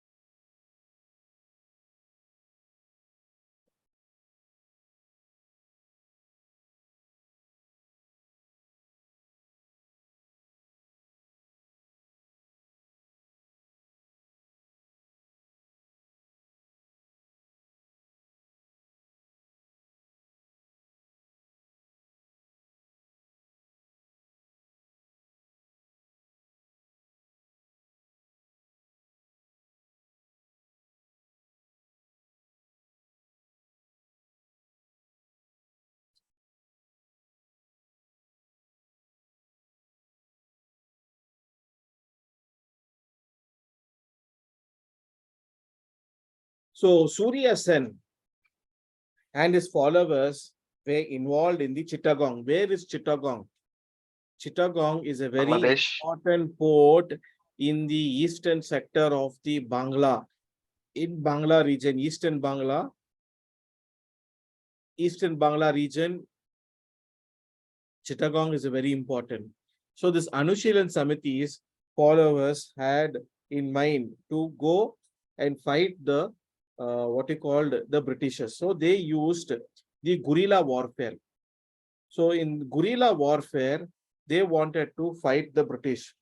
So you can see the Chittagong armory raid of 1930 by Surya Sen and his followers.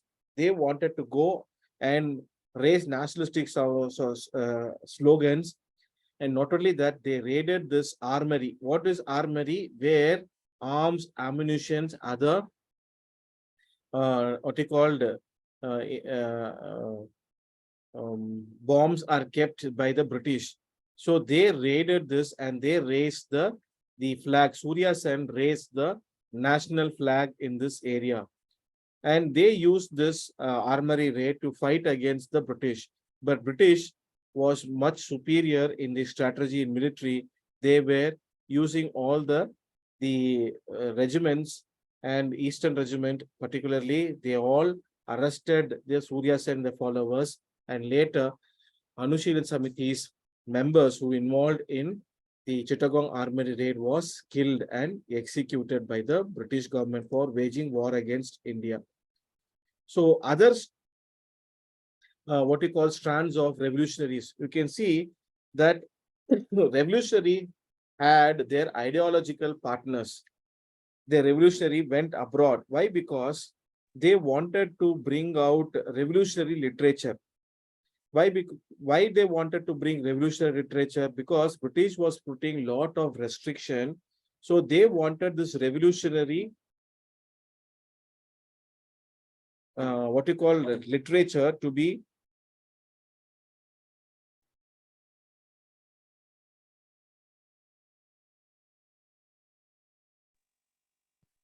why the revolutionaries, they wanted revolutionary literature. Why? To ignite the minds of the youth against the British. Yes, to bring in a change in the mind of youth, to bring in nationalism in them. And this revolutionary literature will be immune from what? They will From British. The British brought what? Press Act. And they also brought what kind of act? The quest for arms, other acts and all, they brought draconian acts. So this literature will penetrate the youth and it will ignite their minds. So one among them, tallest leader was Shyamji Krishna Varma. In 1905, he started a house called India House. And this India House, they started by Shyamji Krishna Varma, and you can see that he started to bring in the Indian Home Rule Society, and they published the Indian Sociologist.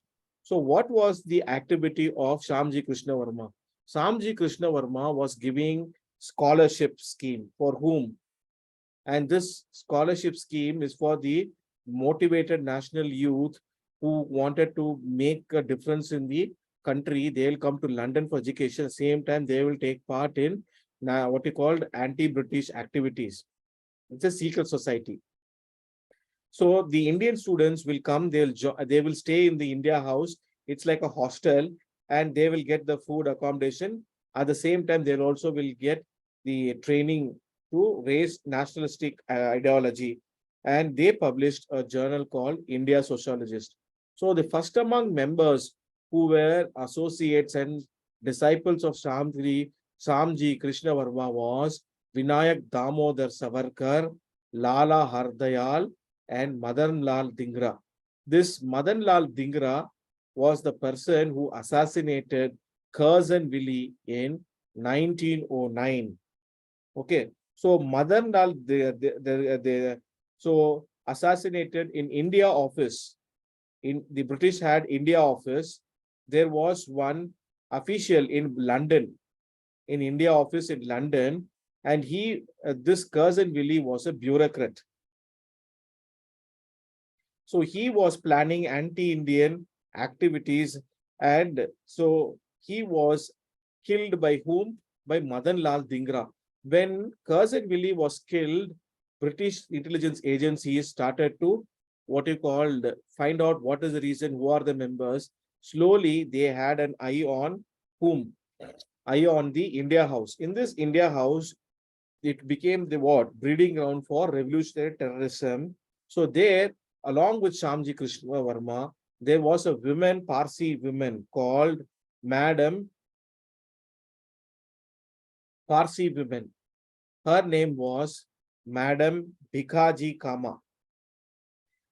This Madam Bikaji Kama played a very important role in running the India House. She was more supportive of these youngsters who are coming, and she was very helpful. So when British government and the agency started to spy on after killing of the British official in London, Curzon Willie, by Madan Lal Dhingra, they started to come to India House and check.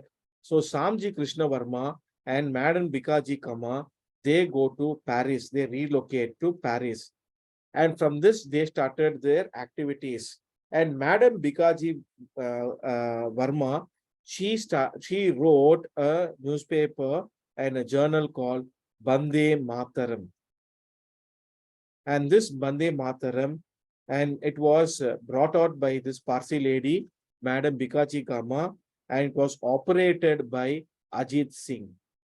Ajit Singh operated it, but it was originally brought out by Madam Bikaji Kama.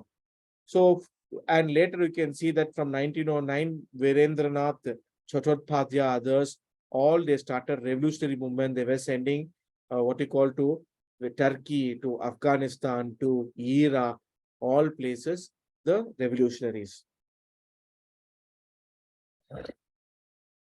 So Madam Bikaji Kama, she operated from Paris, she published Bande Mataram. So you can see that when the revolutionaries had in their peak, Lord Montagu, as declared in declaration in August 1917, they gave this Government of India Act 1919. This Indian Council Act of 1919 is also called as Government of India Act 1919 and commonly referred as Montagu-Chelmsford reforms. Who was Montagu? Montagu was the Secretary of State, Cabinet Minister of the London government, and also the MP, Parliament MP, London. Chelmsford was the Viceroy Governor General of India. So, according to the Government of India Act, Legislative Council, which was there earlier, was abolished.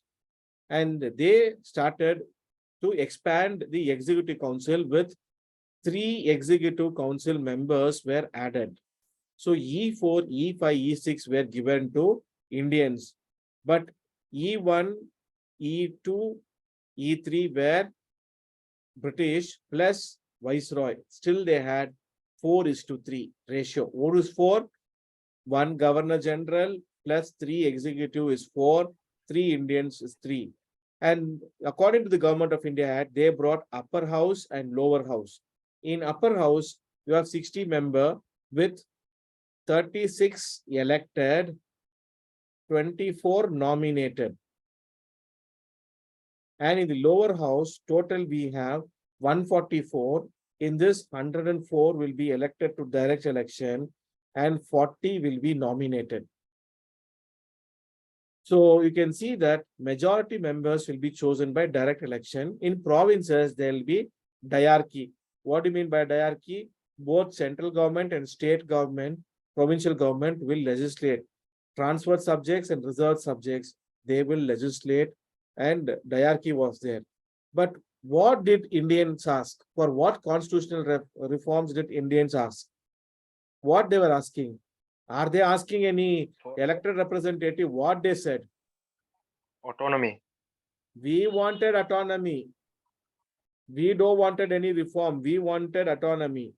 Let the British government be handling our economy, our foreign affairs, and our military. But we will run our administration. We will look into each and everything. They never got autonomy what they requested. So Government of India Act, what was promised by Montagu was eyewash. It did not give them the required what you called dominion status.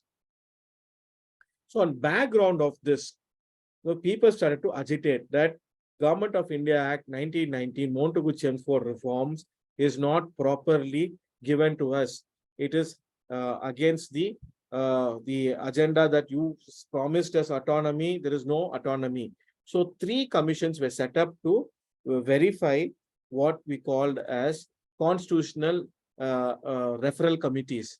They will come and refer and check whether the reforms were accordingly. So this was what you called a strategy used by the British to buy time, and also they were not really interested in giving Indians what? Autonomy. They were not really interested. So they set up 3 committees. One committee is called Muddiman Committee 1924. Then another committee was Simon Commission 1927, Butler Commission 1927.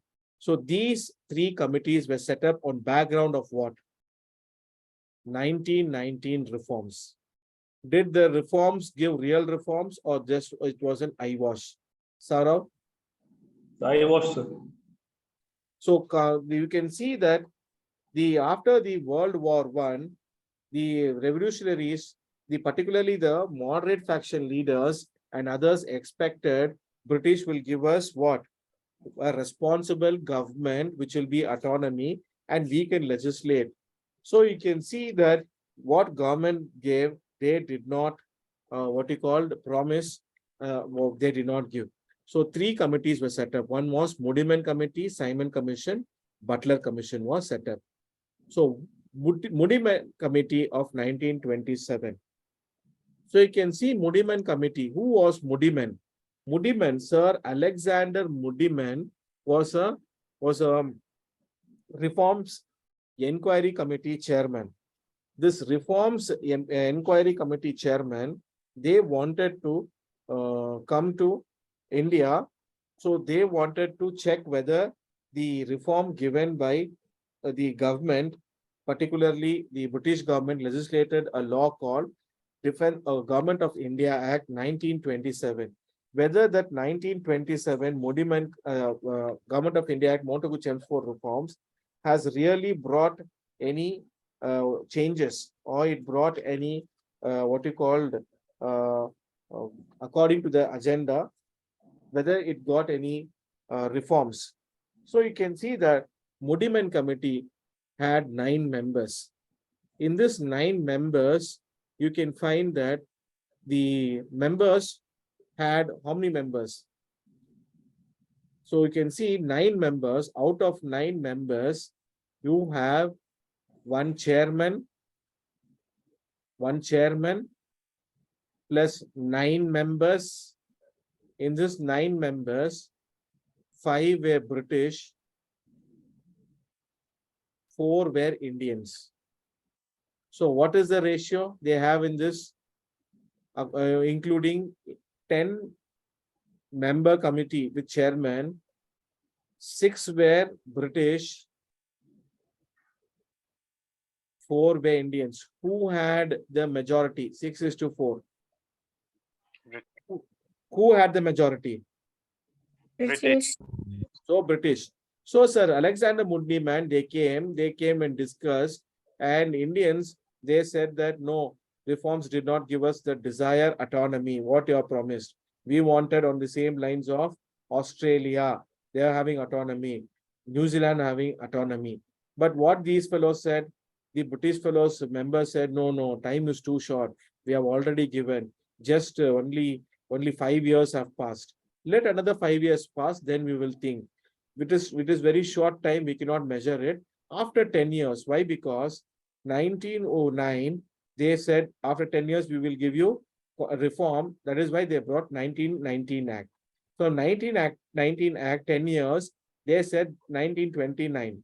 So prior to this 1929, Indians were expecting, but Indians got annoyed by the 1919. That is why they are protesting. So in order to check this 1919 constitutional reform, they appointed Modiman Committee. But minority Indians who were there, they said, no, reforms have failed to give us the required autonomy.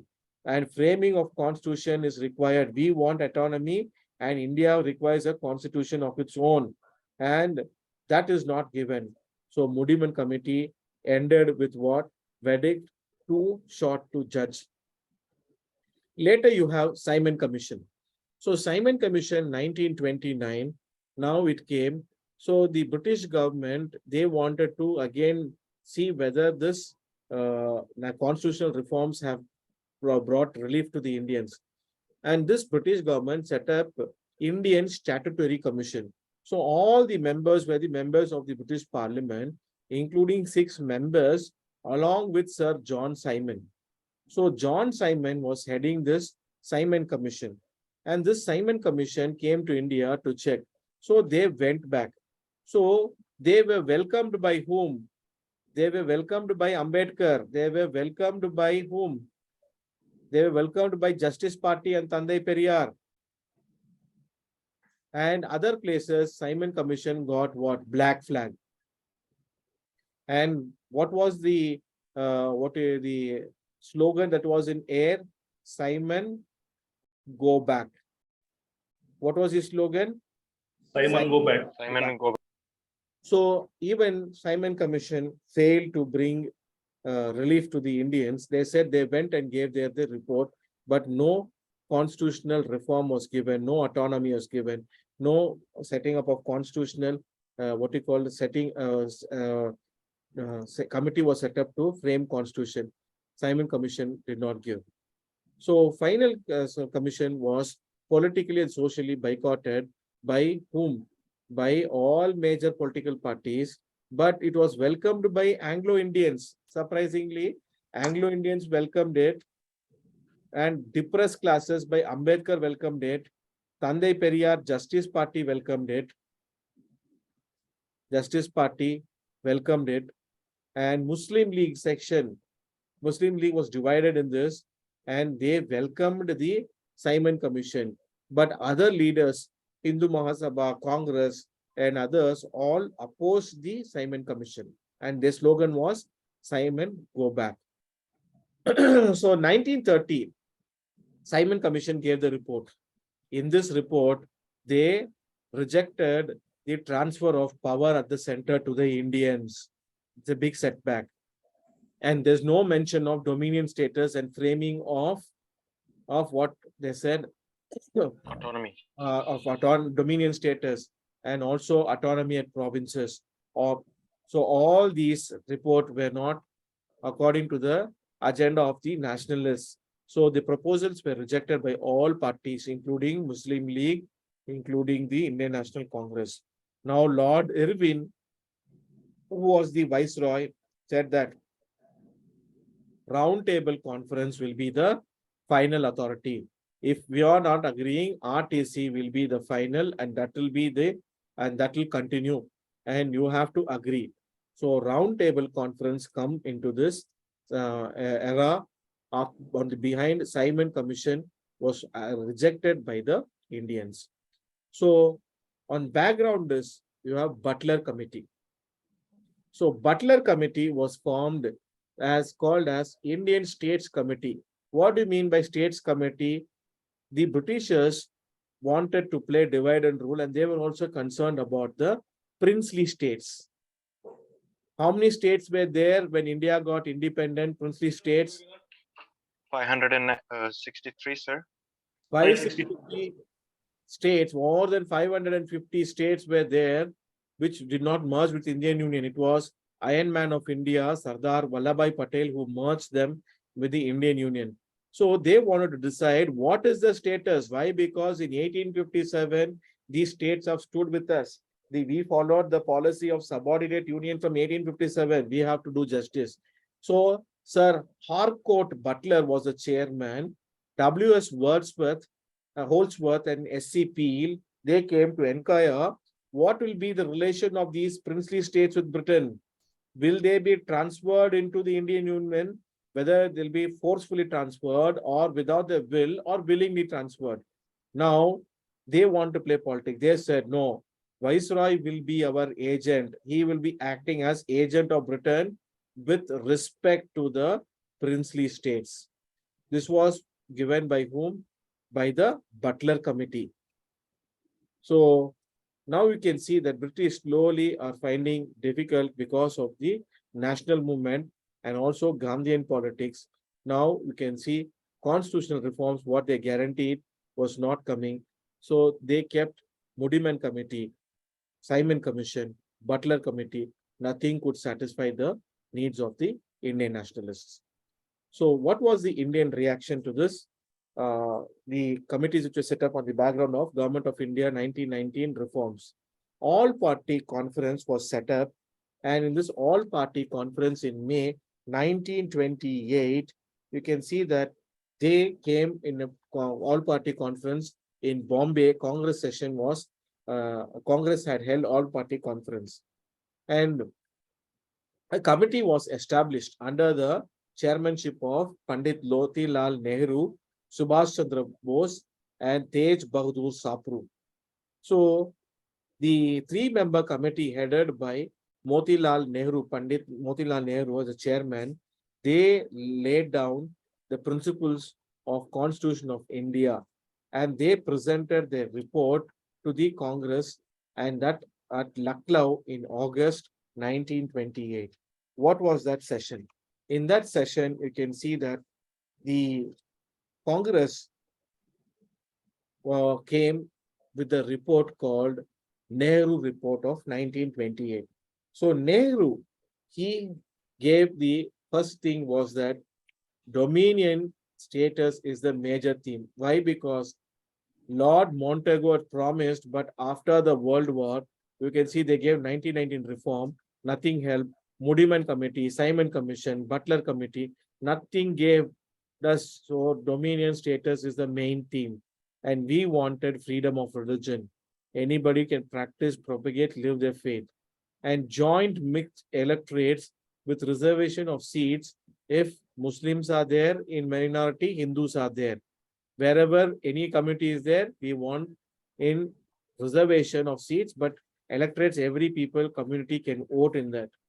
But only a Hindu can be celebrated in Hindu minority, only a Muslim can be elected, but every community can vote.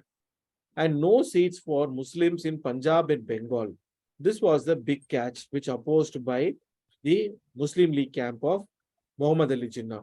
And also said reservation should be there on the basis of population. For every 10 years, we have to revise it. If some places where Hindu is minority, if they became majority, then give reservation to Muslims. In some places where Muslims are minority in 10 years, if they become majority, give reservation to the Hindus because Hindus are minority. So you have to alternate according to the basis of population, and also universal adult suffrage, that every 18-year-old men and women will be given the voting right. And that is what was presented. So who came in opposition to this report? Muhammad Ali Jinnah, he on the all-party conference was convened again at Calcutta. In this, the Muhammad Ali Jinnah, he opposed few points of Nehru report. And M.R. Jayakar, from the Hindu Mahasabha leader, M.R. Jayakar, he opposed Jinnah. Why are you opposing Jinnah? So you can see that Jinnah's objection was not entertained. The Hindu Mahasabha leaders and Congress, they bulldozed the idea of Jinnah, and they did not give an opportunity for Jinnah to speak and put forward his idea. So now Jinnah was angry. He brings his 14-point formula. So in 1929, Jinnah rejected the Nehru report of 1928, and he put forward in Delhi meeting, he put forward 14-point formula. What only main points I am pointing out here, and later in the notes I'll give all the 14 points. Muslim representation should not be less than 1/3. continuation of separate electorates, wherever it was given in 1909 constitutional reforms, they should continue that. Muslims should be given share in services, in government services. So other things and all he put forward. So you can see Jinnah was very much angry with the 1928 session. So the Jinnah's points, 14 points said that federal constitution should come with residual powers at provinces, but this was not accepted. How can residual powers be at provinces? It should be at center, not at provinces. Center, it should be in center. Second, Jinnah said 1/3 representation in the Central Assembly should be there. And not only that, no amendment should be done without the approval or concurrence of the state concurrence and adequate representation in assembly and services. You cannot go for constitutional amendment. So Muslim representation should be 1/3 in the Central Assembly. Second, he said legislative assembly, and in that assembly, if you are forming government, 1/3 members should be there in the cabinet. Not only that, territorial distribution should not affect Muslim majority. If they are majority in Pakistan and Punjab area, they are majority. If they are majority in Bangla area, they are majority. You should not disturb. And you should give full religious freedom. And you should also give, wherever they are, whether majority or minority, you should give full protection to the rights of Muslims. So Muslim rights will be fully protected, irrespective whether they are minority or majority. So we can see that Nehru's report, which came in Jinnah's 14 points, it was not accepted. And Nehru report was finally accepted by the Congress. And now you can see young leaders like Subhash Chandra Bose, Jawaharlal Nehru, Satyamurthy, all expressed dissatisfaction at the goal of dominion status where British did not give. So the Calcutta session, the Nehru report was accepted. And during this time, the Congress also came with an idea of another party. So Nationalist Muslim Party was started. Why? To counter the Muslim League, because Muslim League was gathering all the what he called the sole representation of Muslims. So to counter it, Congress also started a Muslim party to counter it, and it was headed by the leaders Maulana Abul Kalam Azad and Khalik Usman and Dr. Sheikh Muhammad Alam and Dr. Muhammad A. Ansari. So Muhammad A. Ansari was the president, and Khalik Usman was the secretary. So they held their first session in Bombay in July 1929. And later they had their extension in the northwestern frontier province, where the frontier Gandhi called Khan Abdul Ghaffar Khan, they were also protesting against the call of Gandhi against the British and their activities. They were called as Kudai Kit Matgars. So they wore red shirts in protest. So they were also called as red shirts or Kudai Kit Matgars, and they were headed by Khan Abdul Ghaffar Khan and Dr. Khan Sahib at northwestern frontier province. So this Khan Abdul Ghaffar Khan, called Frontier Gandhi, was awarded which award of India in independent India after Indian independence? What award did Khan Abdul Ghaffar Khan get? Anybody? For his upholding the Gandhian principles, for his participation in the Indian national freedom struggle. What award did he get?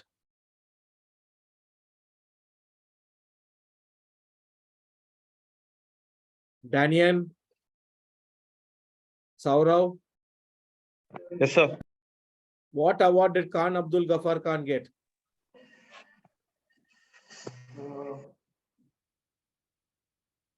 Okay, tell me.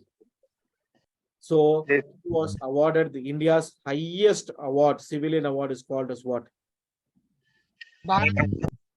He got Bharat Ratna. Okay, Yes, sir. he got later Bharat Ratna and he died in Afghanistan and he is buried there. So he was a Indian freedom fighter, but he wanted the one country, but unfortunately the turn of events broke the country and that brought the division in the Indian subcontinent. He was the first person to get the Bharat Ratna. Indira Gandhi. During era of Indira Gandhi, he got. Okay, sir. Okay. So shall we stop here today? Yes, sir. So tomorrow we will finish the final phase of Gandhian era. Okay.